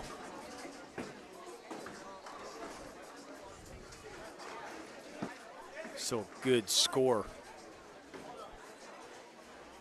And we have a pin drop on this on the Neshannock side. Looks like we had a pin. And Coach Claire calling all those out. And yeah, have to change. Got a pin set here for Isaac. It should be a 5 count for. Yeah, and I heard Coach say put 10 pin back up, as you see on the girls' side. Cassie Tucker picking up that spare. Yeah, for Isaac Baker, the 10 pin? Oh my gosh. That can't be a 10 pin. That's what I heard. That'd be a split then if it would be a 10 pin. You would think the 5 pin or 3. Well, we know Coach Claire can't count. So. Yeah. So he's a history teacher, Pope. Yeah, I mean, if you have a 10 pin, that'd be a split up there. And the board's not showing it. And Izzy, unfortunately, missing that easy. Yeah, a lot of open frames here for Newcastle in the second game. I mean, they're not in any danger of losing the match again, only going 5-on-3. But these are the type of games that if you get them out of your way now, I guess. Yeah. Well, no pressure. Yeah, I said not a lot of pressure here for today. And that's the difference between the strings on the bowling pins and right. Is that you have well, there's a MVP of the game nomination, one of the workers. Yeah. Down in lane 12, figuring it out. Or lane 13, excuse me. You delay the action a little bit. Cassie did pick up her spare, though, so she's at 168 through 7. Couple frames left for her. Yeah, she can max out at 248. Came in averaging a 209. There's the 5 pin. That's what you're looking at.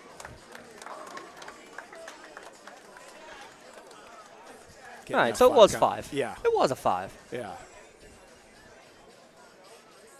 That's all right.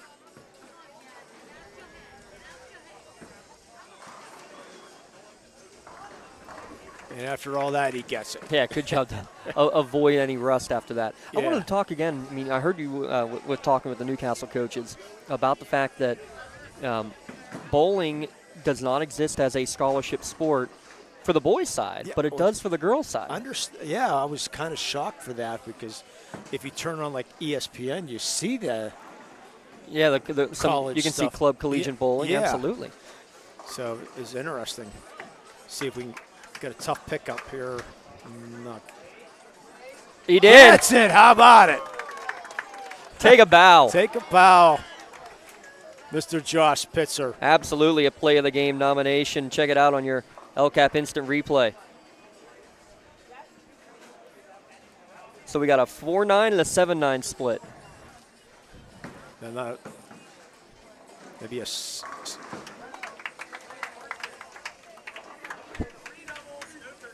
that was a 7. That was a 7. That was a 6-7. 6-7 split. Really? Yeah. 4, 5, 6, 7, 8, 9, 10. Oh, so it was 6-7, not 7-9. Yeah, Gotcha. 6-7, yeah. Same thing as the other one, except opposite way. I just wanted to see how many times I could get Lee to say 6-7, folks. That's all. Oh boy, I'm not as aware of the 6-7 as you are. Well, you're not sitting around teenagers all day. Right. Jeff goes Brooklyn for his turkey. Give him the hat, baby. I love the reactions. Yeah. Give it to him. There's the turkey.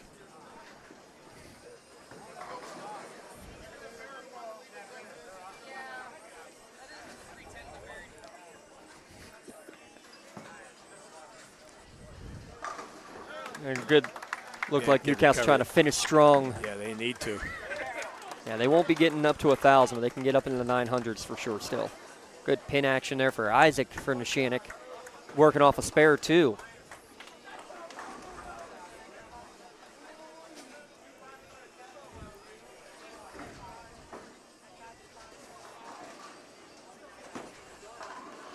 Yeah, it's tough to see. A strike for Cheyenne with a Cheyenne. strike.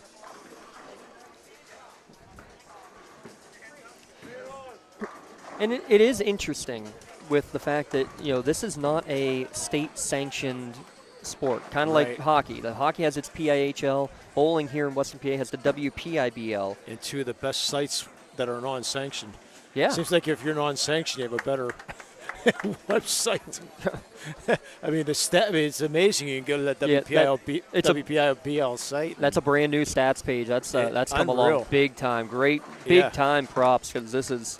Yeah, considering if you go to PIHO, you had everything all sitting there in the WPIL, same exact thing. And another double. You heard Jonas say it after the last one. 3 doubles in this game, no turkeys. I don't know what the fist pump was there for some meeting there. It's like every volleyball match. After every single point, something's going on, and the team has their chance and everything for it. But you just got to concentrate and get the 7. Dad giving a little bit of a hip English here in the back, trying to help that one along. Yeah, he'll be in the 200s, though. Because that's where he wants to be.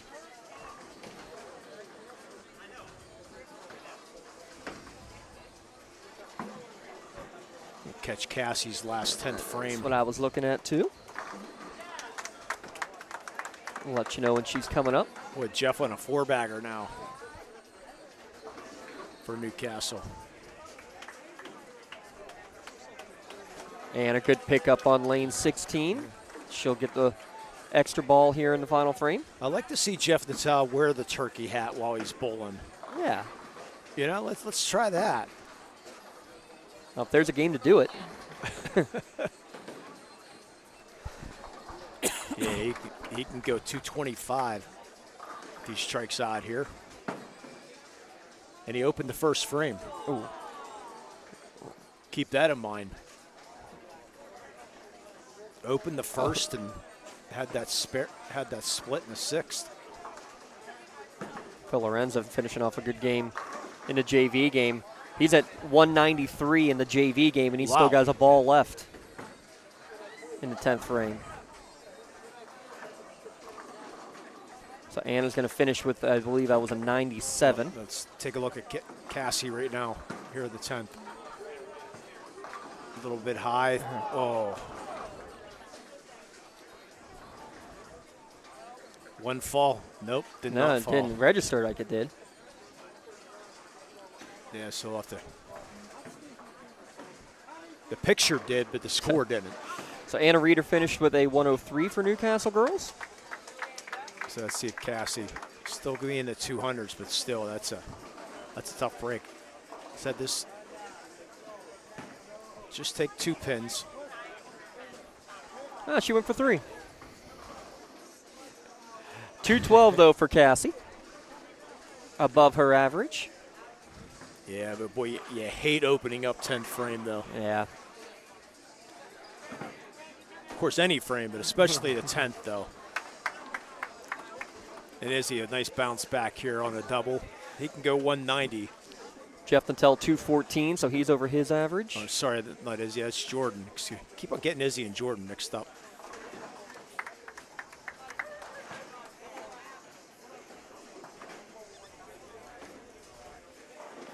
Jordan, who had his season high 242 in the first game. Yeah. David Lorenzo, nice job for Neshannock at 178 here in the second game.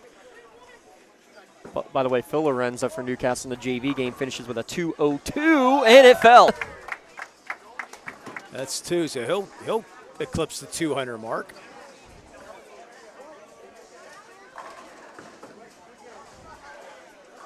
And 136. There. See if we can come up with a 4-bagger to end it here for Jordan. Jordan Austin said only the freshman. That should do it. Nope. It'll be enough to go over. Oh, yeah. Get 203. Izzy cannot get the 200 mark. I said he can go 190. A lot of 9 counts. Only 1 strike in this second game. Struggling a little bit. Changed balls, it looks like. Yeah, trying to find that little difference that you need. Yeah, and it's such a frustrating thing because you bowl so well in the first game, and then all of a sudden, things change just a little bit, and you start losing confidence and start trying different things, and then all of a sudden you're out of sync. So let's see if we might get a call up here for the third game possibly, huh? Yeah, it wouldn't surprise me, especially when, again, you have the super sub with a 202. How about Brady pin just barely topples over. Brady's got a 210 high on the season. He's going to finish here with around a 180. Izzy finishes 158. Yeah, rough second game there for Izzy. Yeah. But he did get the 4.9. Yes. Of course, I'm not going to tell him that, though. We'll let Coach do it. So yeah. Make sure we got him written down. Izzy had the 4.9. It was Josh who picked up the 6.7. Yeah. Josh finishing up here, working on a strike, making a double.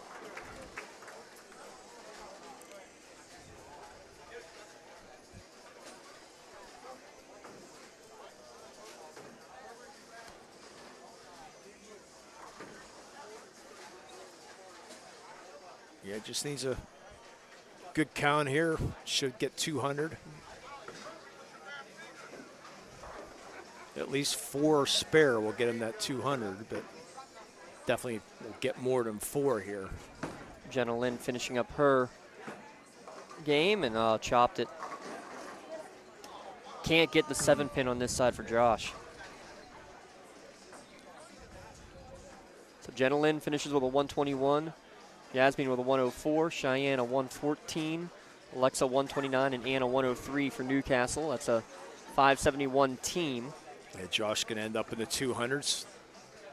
And Cassie picking up that impressive split. Cassie Tucker of Shenango 212 in that second game.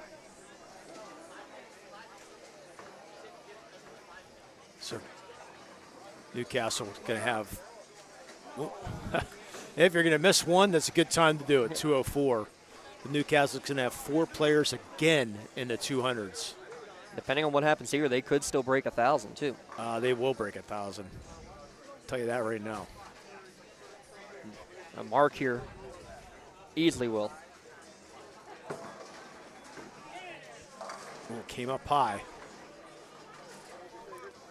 Avoided the split, luckily, though, to Jonah.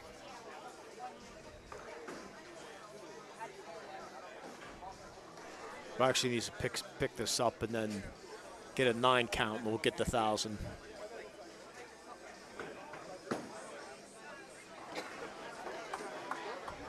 Jonah takes care of business there. Shoot for a 213 here. Needs an 8 count to break 1,000 as a team.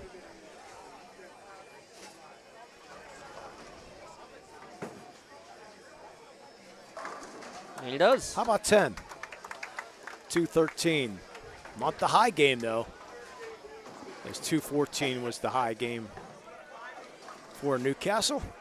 So actually ended up with 992. I apologize for that. It's a 992 to 496. And that will do it for game number 2. We'll be back for game number 3. You're watching high school bowling here on the Lawrence County Sports Network, powered by LCAP.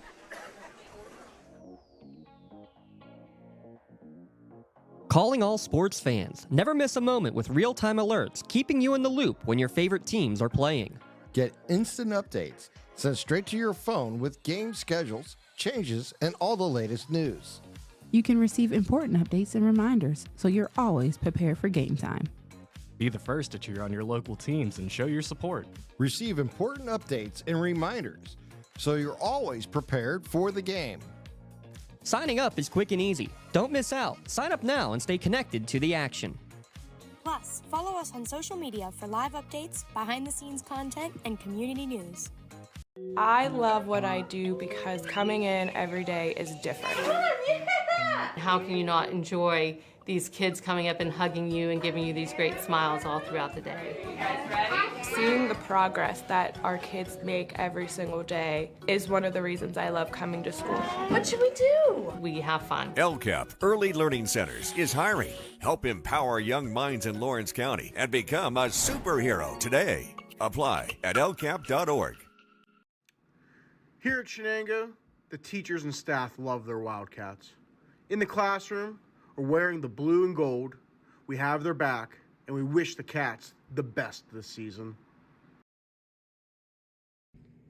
This video is brought to you by the Shenango Area Education Association.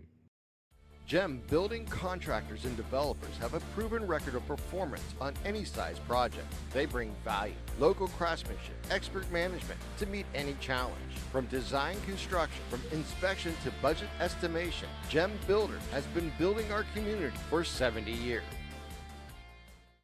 Nick's Auto Body, trust your body in our hands. From a scratch to a dent to a major repair, Nick's your man. Making your car look as good as new. Nobody does it better than Nick's Auto Body. Trust your body in our hands. Nick's Auto Body. Trust your body in our hands. Whether you're hosting a big party, it's family dinner night, or you just need a place to go and watch the big game, the Crane Room Grill is the place to be. Need that something special for your upcoming event? Ask about the CR Brewing Company's custom brewing options to give your big day that personalized touch that your guests will never forget. Visit craneroom.com to see their full menu, or call in your takeout order now at 724-656-1553. The Crane Room Grill and CR Brewing Company, a winning combination. When it comes to protecting those you love, the businesses you've built, or the things you've earned, you need someone you can trust. Who better to protect your interests than a local insurance agent? Pontius Insurance is a team of local agents helping local residents in Lawrence County and surrounding areas, specializing in auto, home, business, and life insurance. Come see Dan Pontius, Jessica Dix, and Tracy Giddings, and the rest of the team at Pontius Insurance, and receive the personalized service you deserve. Lawrence County SportsNet is proud to honor Neshannock's Peyton Newman as the December Red Zone Female Athlete of the Month for scoring her 1,000th career point before the holidays. LC SportsNet is also proud to honor Neshannock's Grant Hennon as the December Male Athlete of the Month for scoring 7 goals in 3 games in December on the ice. Congratulations and best of luck to Neshannock's Grant Hennon and Peyton Newman, the December Red Zone Athletes of the Month. Yeah, welcome back. Sims Lanes in Beaver Falls for game number 3, sponsored by UPMC. Lawrence and Mercer County's local choice for advanced orthopedic care to get you back on your feet faster, UPMC.com. That timeout in between games, sponsored by Ponce Insurance. Agents Dan Ponce, Jessica Dix, or Tracy Giddings. And visit at PonceInsurance.com. Well, you called it. The super sub Phil Lorenza is going to make his way in. 2:02 in that JV game, and he's going to step in as Izzy Noggle had a couple of rough frames there. Chance to go in the JV match for a bit and work on the shot. He can be subbed right back in at any point, basically, and Phil get a chance to get some varsity frames. That's just tough to fathom how you could just get pulled in a heartbeat. Yeah, well, especially in the competitive team matches. Yeah. And what kind of pressure that must be. Hey, get over here. You're varsity now. Could start there for Josh, but you can't. Tough to fathom to be able to get pulled at any second. Hey, we need a 7-pin picked up. Come on over. Let's go do it. Yeah. Okay, go back. Well, that's going to go Brooklyn. Okay. Actually, that's actually not. Actually, it's not Brooklyn. We're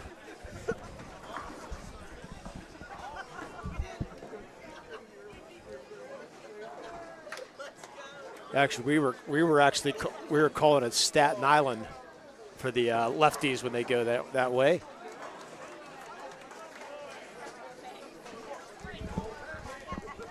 So Newcastle off to a good start here in game number 3. Hey, you didn't get to hear that. I was saying that the righty, well, they hit a strike on the wrong side. We call Brooklyn. So what is that then, Queens? Yeah, our lefties. If a lefty goes over, the other day we were calling it Staten Island. Yeah, that works. That makes more sense than Queens. Yeah, so or Queens or something in that line. But yeah, it's definitely not Brooklyn. But either way, Jonah will take it. It's a strike, and yeah, the way Jonah's going, he's not going to be getting a turkey here. So just go for the double again. Meanwhile, Jeff's like, "Are you kidding me?" The facial expressions coming back is awesome. He's not happy with many strikes. And then the ones he doesn't get, he's been very frustrated. He can't believe he's not getting them. Yeah, but he's up for a play of the game right now with that pickup, that 6-7. Getting that split. Cassie already starting off with a strike. Cassie and Jeff were Red Zone Athletes of the Month last year for their long trips through the playoffs, making their way to states. Jeff, pretty animated bowler. Yes, is Jeff. Not a Pete Weber type. I was going to say, who do you think you are? No. But does shows emotions. That's a good thing. Yeah, we were watching the other day, 10 minutes of Pete Weber mic'd up. Of course, you couldn't show it on the air, but back in the day, I don't know, bowling's on ESPN now. Back in the old days, Mr. Schenkel was Vern? No, not Vern. Vern doesn't sound right. No, it's not. It doesn't. But it. Know who you mean, though. And Nelson Burton Jr. Was the color guy. Kurt Schenkel. There it is. Yeah, Kurt Schenkel. And I'd watch that religiously every Saturday afternoon. I'll tell you what, watching Phil, who just came in, watching his bowl, compared to the others on his team, doesn't have nearly as much of a hook, but it is right on the money each time, hitting that pocket between the 1 and 3. Yeah, I'm still amazed at the amount of two-handed bowlers that are popping up. Seeing the pros going that way a lot. Well, and I was going to ask that too, because there was a lot of controversy in the golf world when all the professionals started going to that long putter, saying that it was going to provide too much of an advantage, and they've actually cut back on the rule. What putter again? The long putter. Oh, the long shaft. putter. Okay, yeah. That I wondered too if you have the, if you'll get that kind of pushback if you end up getting too many two-handed bowlers that are getting higher scores than people feel is worth. I mean, I don't know. At least with the golf analogy there, you're talking about equipment versus, you're still Just having to throw a ball. Yeah. Throw it however you will. If you want to throw it no fingers, go ahead. Yeah, I can't see how that would be a problem. But maybe the equipment thing, possibly. Right. Sort of like the torpedo bats in baseball. That's an equipment thing. And you know what? I mean, in general, as equipment gets better, obviously scores get better, whether that's golf, whether that's baseball, softball, when you get the better bats like you're talking about. With bowling, it's interesting as this one, look at the spin on that one coming all the way around for Jeff. I can't believe that got the whole way back. The pin and left in the gutter they'll have to take care of.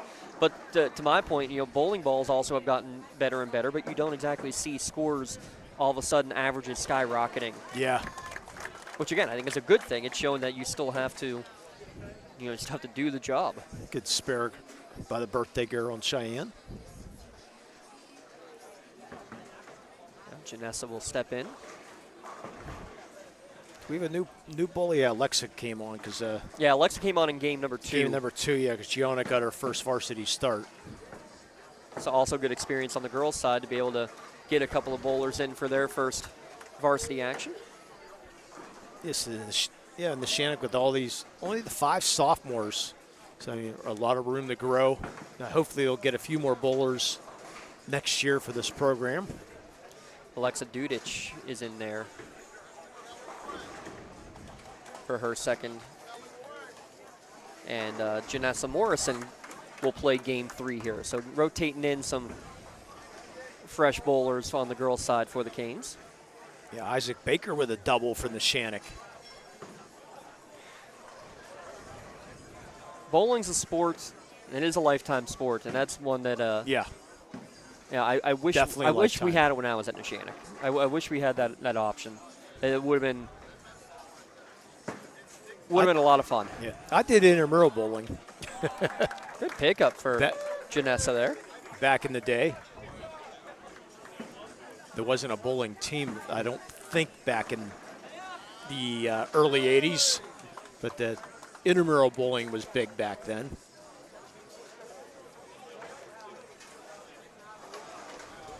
That's how I got hooked.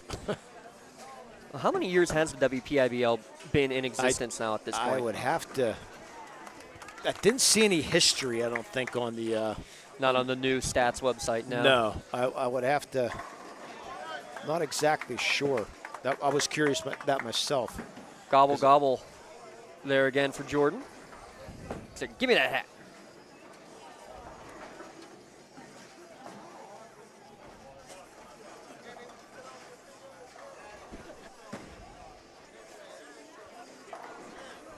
Cassie can't quite get the strike. She's had so many that she's just missed.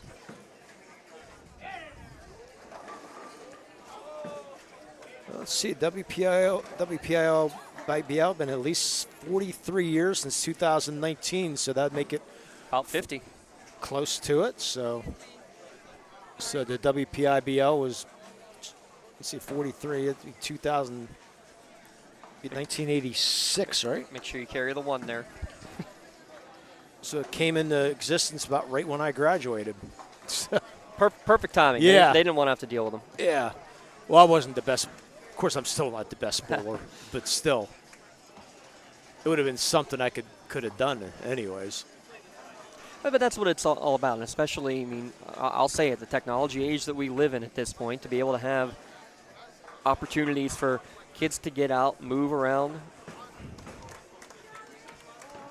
At the end of our broadcast tonight, we'll have our MVP of the game and our play of the MVP game sponsored by MVP Insurance, home auto, term life, liability insurance, and more.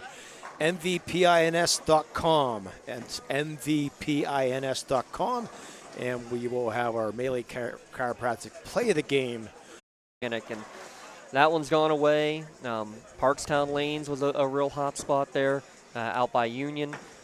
And, yeah, it is. It's a shame. I'd love to see one make its way back. But luckily enough, we have places like Sims here that are within decent driving distance. And again, big thanks to them for opening up to so many schools. In fact, Neshannock, we talked about them being a new team this year. Elwood City also a new bowling team this year. But the issue was there were too many teams from this Northwest Division in the WPIBL that were all using Sims as their home lane. So when Elwood City came into the fold, they basically were kind of forced to go into a different region, even though, like, geographically it would make a heck of a lot of sense to have Neshannock and Elwood together with, this Newcastle section. Yeah. But just the way they had to split it up, they really didn't have much of a choice. So another tough pickup here for Jeff.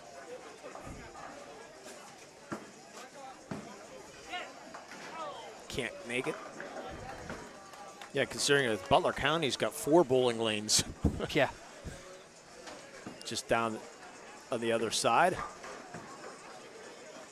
course, one's only 8 lanes and one's 12, but still. It counts for something. But yeah, it's still, they still have leagues, and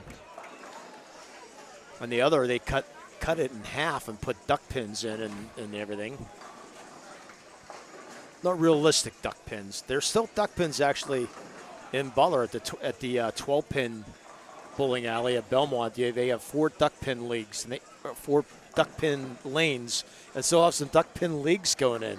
Wow. Okay. Yeah. If you're not familiar with duck pins, it's basically a real bocce ball, basically, and then the smaller. It's the small skinny pins. Yeah, real small. Yeah, not like the candlestick. I don't know if you've seen candlestick bowling. Yeah, that's what I was envisioning, was candlesticks.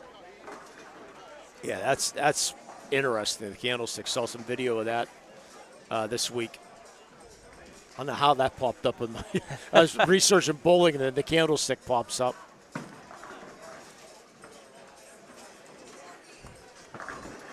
Good strike there for Brady Crum. Double for him. After that rough first frame. All the Neshannock bowlers having a rough first frame. Which is crazy. It was game 2 that they went strike, strike, strike, and had to wait for about 10 minutes, it felt like, for Newcastle to get through their first 5 bowlers. Here on the girls' side, Cassie coming up. Striking a couple of spares for her. Yeah, Coach saying super sub Phil or Josh. Yeah, Phil, yeah. Super sub. Spare strike, spare strike. Cassie another solid 7-pin. Josh Pitzer coming up with a Brooklyn strike. It seems like these bowlers, they all have a lot of fun, though. Good team camaraderie, and looks like they just have a good time out here. Yeah, absolutely. And again, especially the camaraderie mentioned, Cassie with Shenango as the solo player for Shenango for boys or girls, but then every match is paired with Neshannock because Neshannock only has the boys team, not the girls team. So good job by the WPIBL to make that one happen.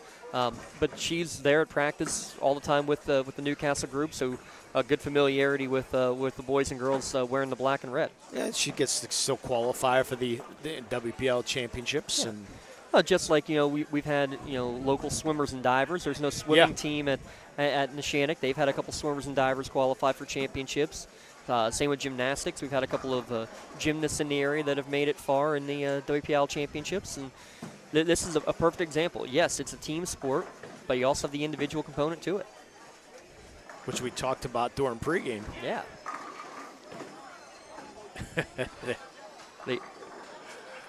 That's the reaction we expected. Tell you what, we've talked about the coach cams that we say we need to put on. I think we need a Jeff cam. Yeah. Yeah. Still looking up at the ceiling. Trying to figure out how that one happened. It's gonna happen.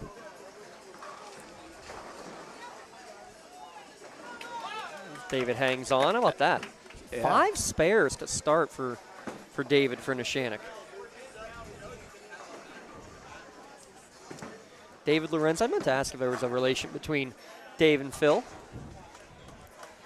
Dave of Neshannock and Phil, the super sub in for Newcastle.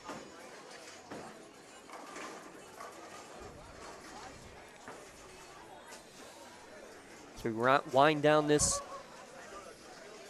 3-game match.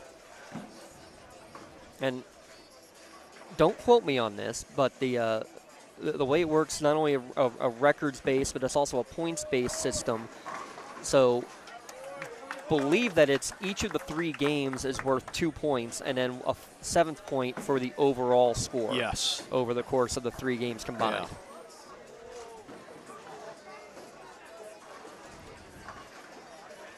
So, I mean, they should get 7 without a doubt. Yeah, absolutely. Yeah. Yeah. Their only loss was a 5-2 loss to Hopewell on the boys' side. A good throw there by Phil, but just getting a solid 7. I'll go take a walk real quickly and see if we can get a Elwood score.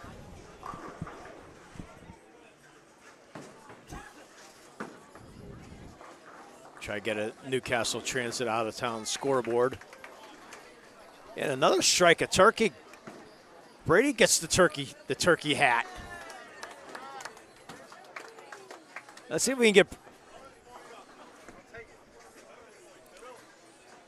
Now maybe we can get Brady to wear the turkey hat on your next bowl, on your next frame. I think he should. It'd be a nice sight to see.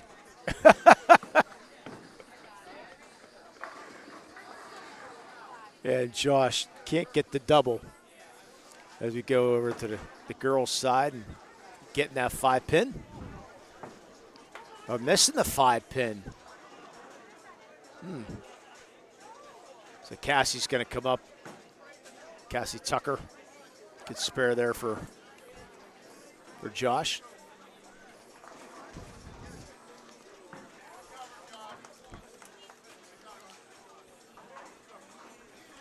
Strike, I believe that was for Alexa. Cassie with a 58 in the 3rd. Working on that spare. Came up a little high. She's been struggling a little bit on lane 15, on the left-hand lane.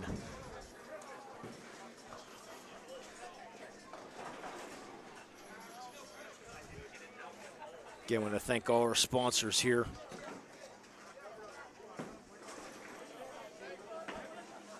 For sponsoring today's broadcast and for all year long. And the spare ball will be good for Cassie. So Cassie now 75 through the 4th. But that's what it is. 1 strike, but 4 spares. If you can go and pick them up, you can still be getting quality scores. I mean, if you go 9 spare the whole way across. That's 190. Yep.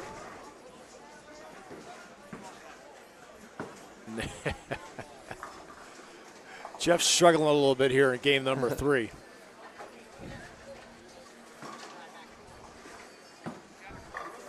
I did challenge Brady to wear the turkey hat, the bowl. On his next bowl? Yeah, not going for it? He didn't give me a good look. Yeah, that's definitely worth a picture. I've been trying to snag anybody with the turkey hat. They're all looking away on us. Hey, Brady, look this way. Get it. There you go. That will make the website. Absolutely. Yeah. Sometimes you have to be more just deliberate there. It's certainly not something for your wall, but.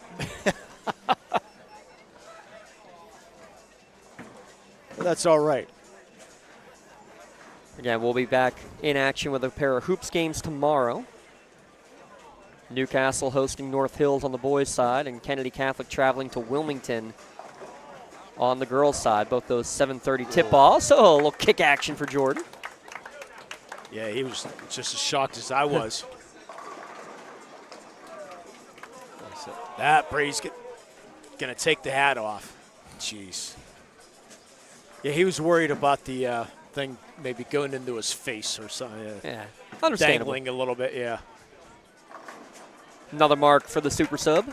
Yeah, super sub. That ball died a little bit instead of thought it was going to break right in and sort of stayed out a little bit, but got enough pit action to get in.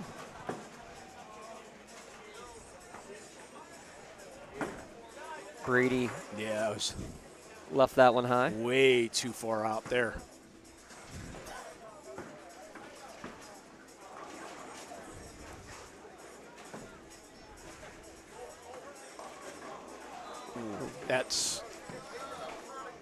Josh has been getting quite a few splits today. That one a 4-6. Picked up that one. This is even more impressive if he can come up with this one. The girls' side, Alexa just going for Newcastle. Now Cassie coming up for Shenango. Nice ball. There it is. Yep.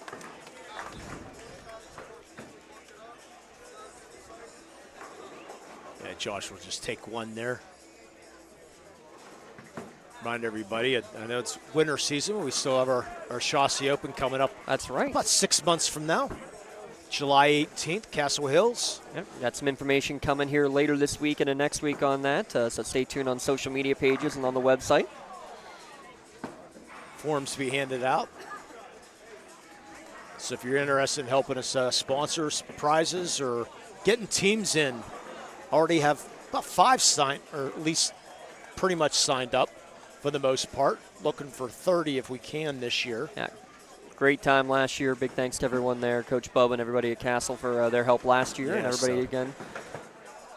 Still try to be handing out that $10,000. We're going to try to make it a little easier this year, our $10,000 hole. Get a hole in one on hole number 2 instead of the 180 where you couldn't see the pin. Yep. we're going to try to make it 150 this year and pay a little bit more for the insurance, but it's worth it to try to at least have a chance. Yeah, let's see if we can get somebody taking home the big bucks. Yeah. Or a couple. That'd be even better. And that's the thing, that with that insurance that we buy, you can have 3 winners if they want. Great. Might take a little bit to get the money because they'll be interviewing a lot of people. Understandably. Yeah, but nonetheless. So July 18th, if you're interested in getting a team together for the golf outing for the Chauncey Open, we handed out $1,000 scholarship last year. Might be more this year. We'll find out if we can. But it all goes towards the Chauncey scholarship. How about the freshman, second turkey of this third game? Yeah, he's looking for his hat. Yeah, get that hat on. Yeah. So we going to get Izzy to turn around, though? No, we'll get Jordan to turn around, though. Or Jordan. Hey, Jordan. Hey, Jordan. Hey, Jordan. Go this way. Hey, you put a smile on his face, How too. about that? As long as Coach Claire and Yeah. Coach Pitts aren't yelling at us. No, unfortunately, Janisa having some problems right now. Yeah, it looks like that last couple just kind of slipped out of a... Yeah, slipped out of her hands there. And the super sub with another strike. He's on a 200 pace. Yeah, he has alternated frames the entire way. Spare strike, spare strike, spare strike. So he's going to figure out that lane. Sometimes one lane works better than others. But again, you keep closing the frame every time, and you're in great shape.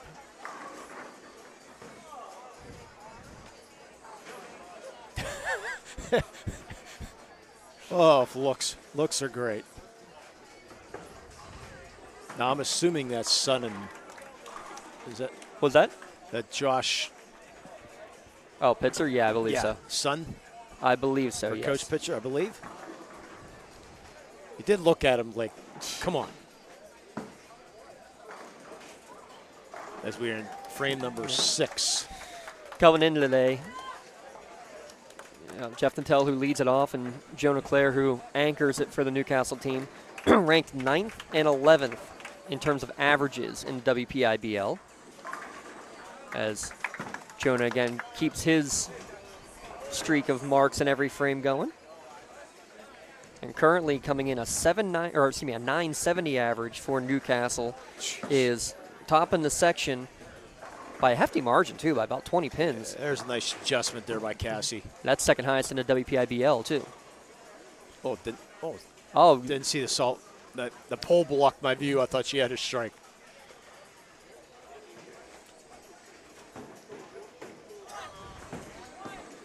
Yeah, Jonah, as I mentioned earlier, 18th in the MVP standings. Jeffrey Natal's 14th in the MVP standings as we speak right now. They said they consider it a little bit of everything. High game, high average, attendance. Jeff not happy. one of his best balls I think he threw, and he wasn't happy with it. Yeah, it was as soon as it came out of his hand, something he didn't like about it. Well, he's struggling a little bit. Can't find that strike ball. Only 2 strikes through 8 frames for Jeff. I mean, Jeff averages 210, so I can understand the frustration. But this is something you can't let get to you. He's going to concentrate on these spares. Let that first shot go away and calm down and just pick up the 7th pin and move on. And unfortunately, unable to do so. No. Cheyenne, a good pickup, going 5 spare. Saw the reaction.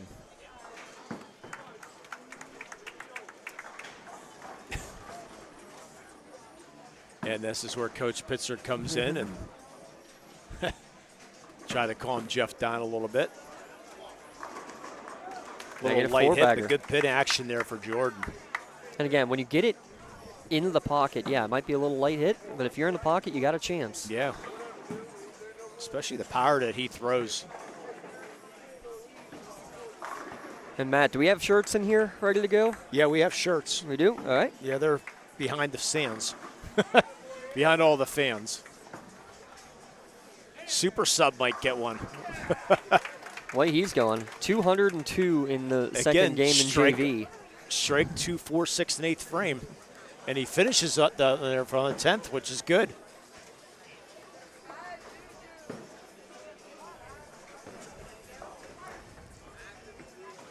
When you're off by that just a little much, do you make the adjustment, or do you say, let's just stick with what we're doing? If it doesn't work on the right lane, so be it. I still got it flowing on the left. You're shooting for strike every frame, though.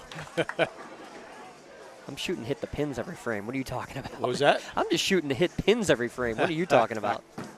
Well, that's you. That's me.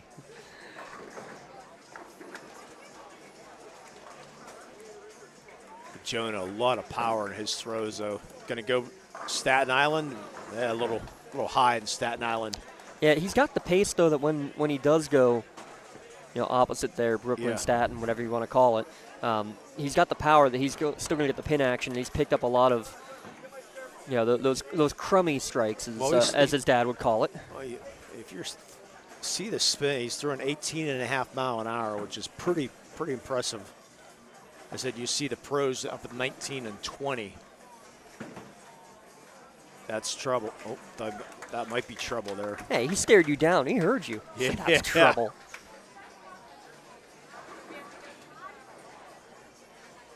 No, we need Jeff to regroup here. Cassie looking to maintain her streak on the 16th. I said 16th green. You got me in golf mode now. She gets another strike.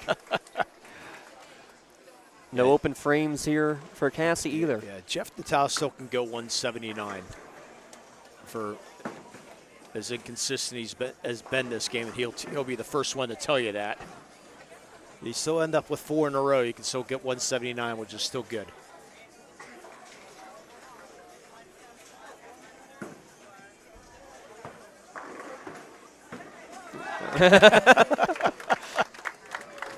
If looks could kill. Yeah. That's where you say, hey, we'll take it. Yeah. Actually, I saw a clip on one of the pro bowlers shoot 100 for his final score. Oh, man. He had like 5 or 6 splits in the game. And he celebrated the 100. When he got his 2 pins for the 100, he went nuts. The crowd went nuts, actually, too. Tell you what, the crowd's going to go nuts for this freshman. We're going to be watching this. He already set the high score for him on the year at 242 earlier in this game. Wow, he can. 204. 204. He's in a 264 pace if he strikes out. I think that 240 is very likely as this can't figure it out on the 14th lane. Well, that looked like a pretty good ball. But, again, concentrate on this spare.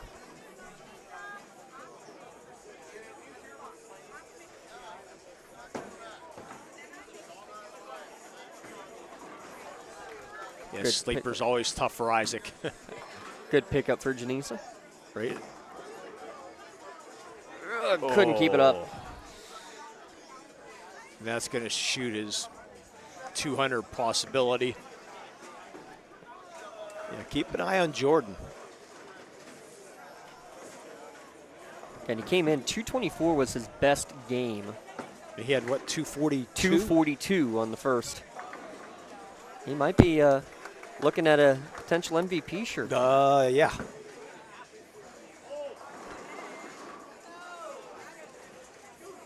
And Jeffrey Natal, he'll be all upset if we give him a... It's between him and Jordan. Of course, we had that other split we had picked up earlier. Yeah, we had Izzy and Josh had the 2 pickups, right? Yeah. Yeah, and then the girls' side, was it Jocelyn? No, it was Jenna Lynn had a... Jenna Lynn. Yeah, hers was, I don't want to call it an easier split because Yeah. split is easy, but... Cassie with a strike. So she's got a double going into the 10th frame. So she's got an outside chance at a 200, or a good chance for a 200. Great chance excuse now. Me. Yeah, with that double. Yeah, keep an eye on Jordan when he comes up in the 10th.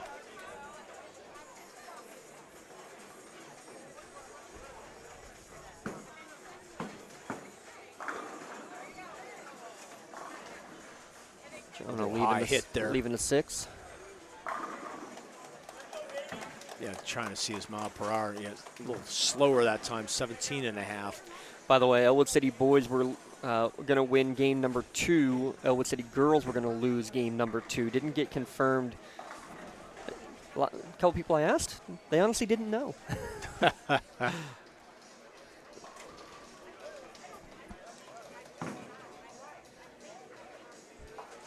Yeah, so Jonah, we should get that 200 again. Mr. Consistent. Yeah, Jeff just frustrated. Yeah. Sometimes it's not your day. He bowled it well the first game. Yeah. But if you're going to have a bad game, it's good to go. Right. You're going to get it out of the way today against it. You don't really need your score today as much. Yeah, taking on a first-year team, no substitutes, so only 3 in the rotation for Neshannock today. I'm sort of surprised they don't put a dummy score in there, like 125 or just something. Or even like a team average or something. Well, something like that. I mean, part of that, too. I mean, the reason why your MVP also based off of attendance and number of frames bowled is so that you don't have somebody who comes in, just rolls 2 strikes and then leaves, basically, to say, hey, my average is 30 per frame. Yeah. Get 1 turkey and not bowl the rest of the year. Good finish for David. He's going to be in the 180s. A nice crowd on him, too. Oh, absolutely. Checking this out for both these. See if Jeff can end with a strike. Nope. Just missed. 158. Which I'm not going to be happy with that, but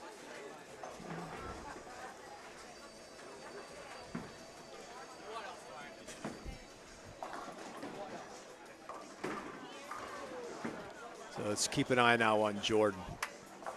On a 5-bagger. Open in the 4th.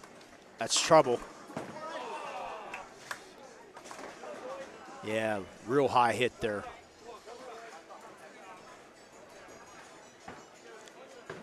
But he'll still be able to top.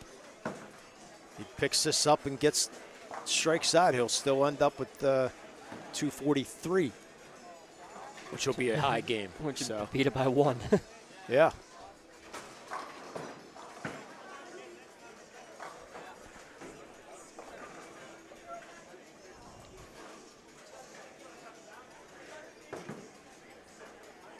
And there's the one you need.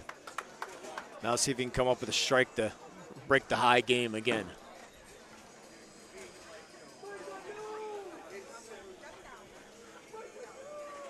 Yeah, he's definitely got my vote. Yeah, we'll take a look at the full numbers when this is all said and done. I mean, he'll be close to 700. Should definitely be a high series for him, too.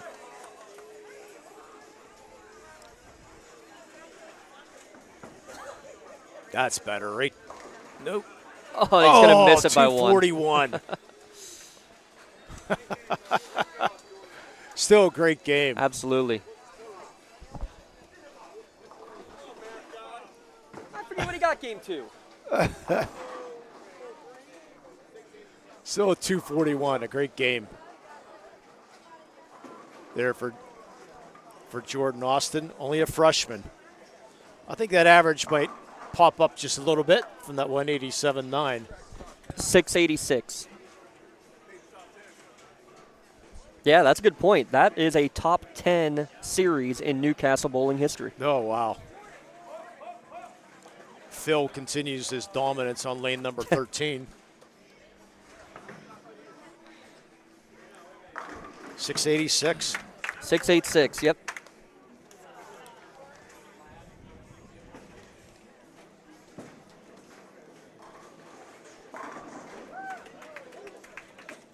Phil, strike number 2. Cassie's on a double as she goes to the 10th frame. Cassie Tucker for Shenango.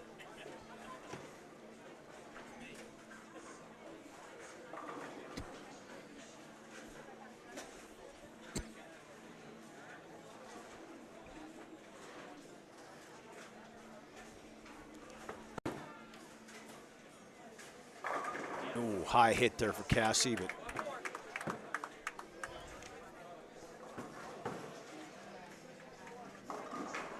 and Phil's going to end up with a 196. Pretty good for a sub. Yeah, you'll take that. That's above his average. Yeah. You'll definitely take that.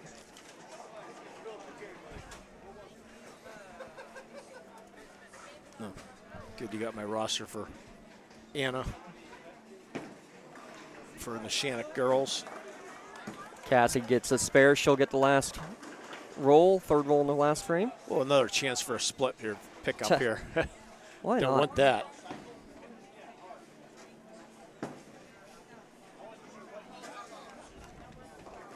Yeah, Anna Reeder with a 117. And get the arms out. It's good.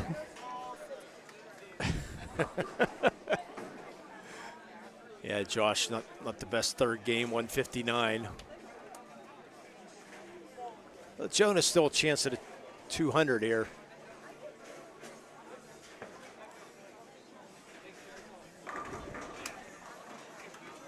Brady Crum finishes out strong with a 204. How about that? For the Neshannock. Cassie Tucker finishes 200 even, by the way, in her final. Brady Crum with his high game was a 210, so he hits a 204. Opened up in the first frame, did Brady, and the sixth, and still finished with a 200. Pretty impressive. 2, 3, 7 strikes for Brady in game number 3.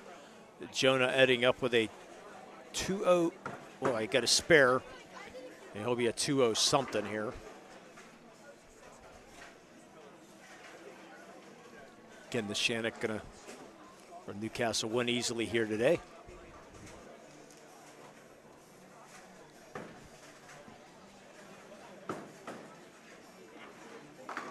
And gets the strike, 206 for Jonah. 960 total. So for some series numbers real quick, Jordan getting a 686, Jonah a 646 series, Jeff a 582, and final the Killer Jays, Josh, with a 559 series. Top on the girls' side is Cassie with a 605 series for Shenango. But it's going to be a Newcastle sweep here today, and we'll get a couple of shirts handed out here in a moment as well. So let's take a final break here. You're listening and watching to high school bowling here in the Lawrence County Sports Network. While we wait real quick. Yeah, we'll just we'll finish out. Yeah, we'll talk Okay. this over, and we'll let Cheyenne and Janice and Jenna Lynn finish. Yeah, let's go from there. Yeah, Cheyenne ends with a strike in at 115. Green bag underneath the chairs there somewhere.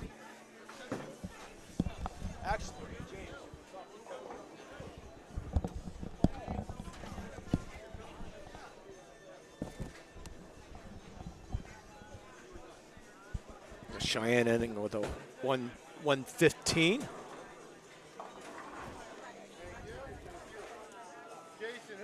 Janisa Morrison, unfortunately, is split there.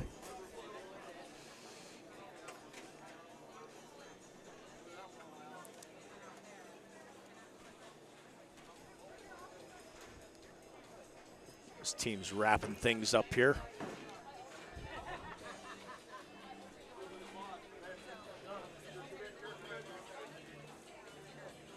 Say Janisa, a couple splits there. Struggled a little bit in frame 5 and 6. But found things a little bit with a couple spares. Unfortunately, getting that spare or that split.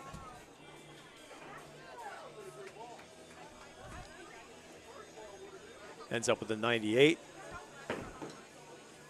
And Janela Nero now will close things out. Need a play of the game also. Janela 113 going into the final frame.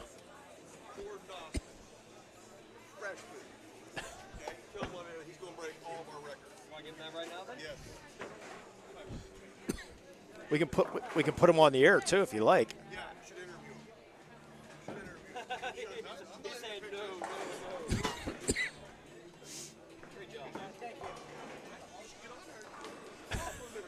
I shouldn't have said anything, huh? Yeah, I guess he's coming on the air. Mr. Dotson, you want it? You want it? Okay. We'll wait. We'll let him come back. And Jenna Lynn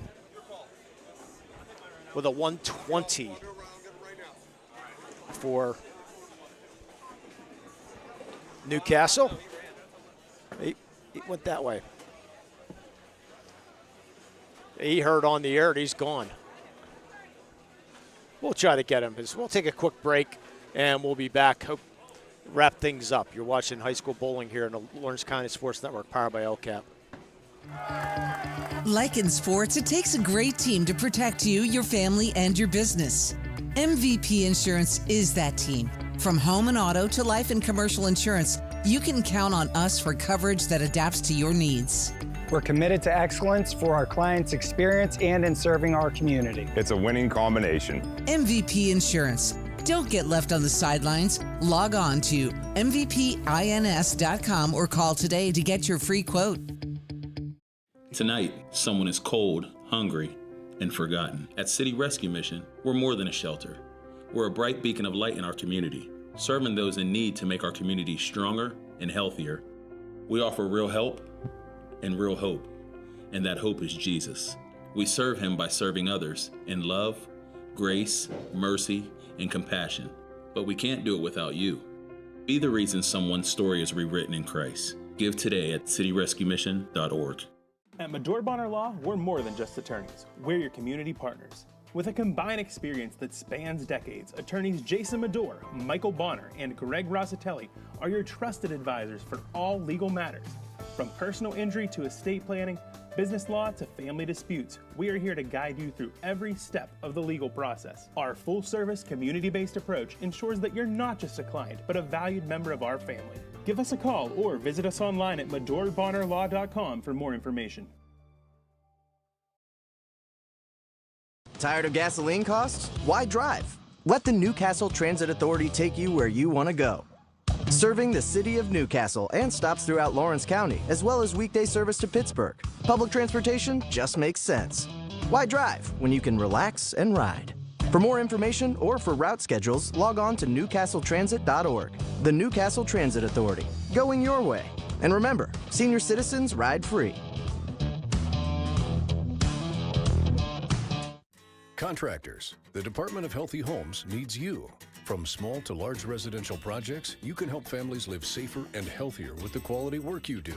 It's rewarding in more ways than one. Call LCAP's Department of Healthy Homes today. Celebrating 25 years of the best coverage of high school sports in Western Pennsylvania. This is the Trib Live High School Sports Network, covering 140 schools throughout all 3 sports seasons. Trib HSSN is always there. On tribhssn.triblive.com, you'll find live and archive broadcasts, scores, standings, news, and so much more. The Trib Live High School Sports Network, broadcasting high school sports in Western Pennsylvania for 25 years. Having a safe and healthy home is not something to play games with, especially if your home was built before 1978. You may be exposed to extremely harmful lead-based paint hazards. If you're concerned about lead in your home, don't roll the dice on your family's safety. LCAP's Healthy Homes Lead Hazard Reduction Program is here to help you win the battle. Your family's health and safety is the goal. Contact the Department of Healthy Homes today. Yeah, welcome back, Sims Bowling Lane, Tri-County Principals Association post-game show. Mr. Jordan Austin, your first ever interview probably, huh, since you're a freshman? Yes, sir. How about today? 242, 241, both high games. What's your high game overall? 268, I think. 260? 268. 268, but in this league, though, 242. Talk a little bit about the lane conditions today. I saw you had to make a couple adjustments on the lanes were breaking a little bit differently on each side. Yeah, the left side, you know, it was hooking a little early, so I had to move left, and then the right side also broke down a little bit, so just move left in both lanes, and it worked. But so how often do you practice and go from there? Oh, I practice a lot. You know, just practicing every day almost on different lane conditions really helped me out here today. Yeah, and what kind of ball do you throw? I throw the Radical Max Buys. Yeah, and how long have you had that? I got it probably 4 months ago. Okay, so you enjoy it? Or oh, yeah, I love it. 16-pound ball? 15. 15. You ever think about the 16 or? Probably not. Most of my bowling balls are 15, so don't want to get rid of them. Yeah, I can understand that. Talk about this experience now as a freshman, you know, jumping into a varsity lineup. Talk a little bit about that experience. Yeah. You know, it's very nerve-wracking my first game because, you know, coming in one of the greatest Newcastle bowlers, Jeffrey Natel and John Leclerc, you know, it was pretty nerve-wracking. But after that, it's just been smooth sailing. Yeah, so they've accepted you pretty well. Yeah. For the most part. So goals, again, eventually, at 187 average, it's going to pop that up a little bit. So talk a little bit about this team goals. I heard you have some lofty goals right now. Yeah. We usually come out, try to bowl 980. Sometimes it doesn't work. Sometimes we break it. You know, but, you know, we just try. Yeah, so, but congratulations. We appreciate your time. You're our MVP. You have the shirt. So we greatly appreciate your time. Go enjoy yourself, okay? Thank you. Okay, we'll take these off you.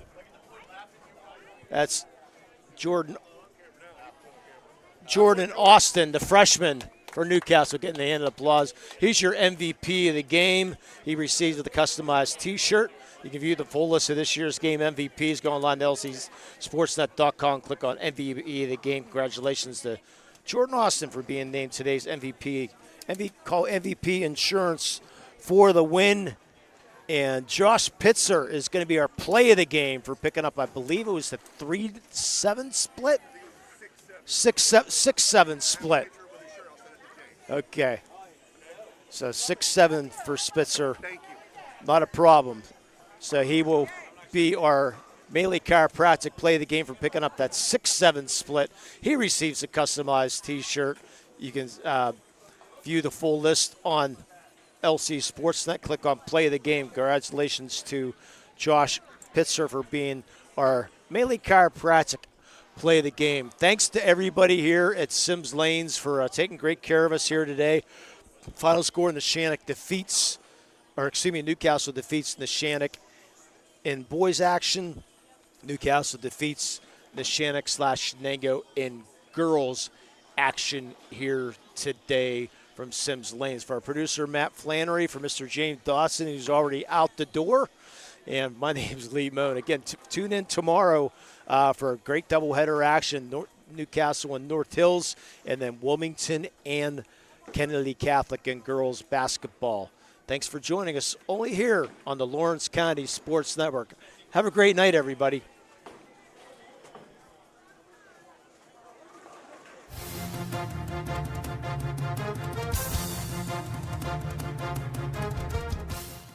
Your voice for Lawrence County sports. The gold ball headed headed home to Newcastle. This is the Lawrence County SportsNet.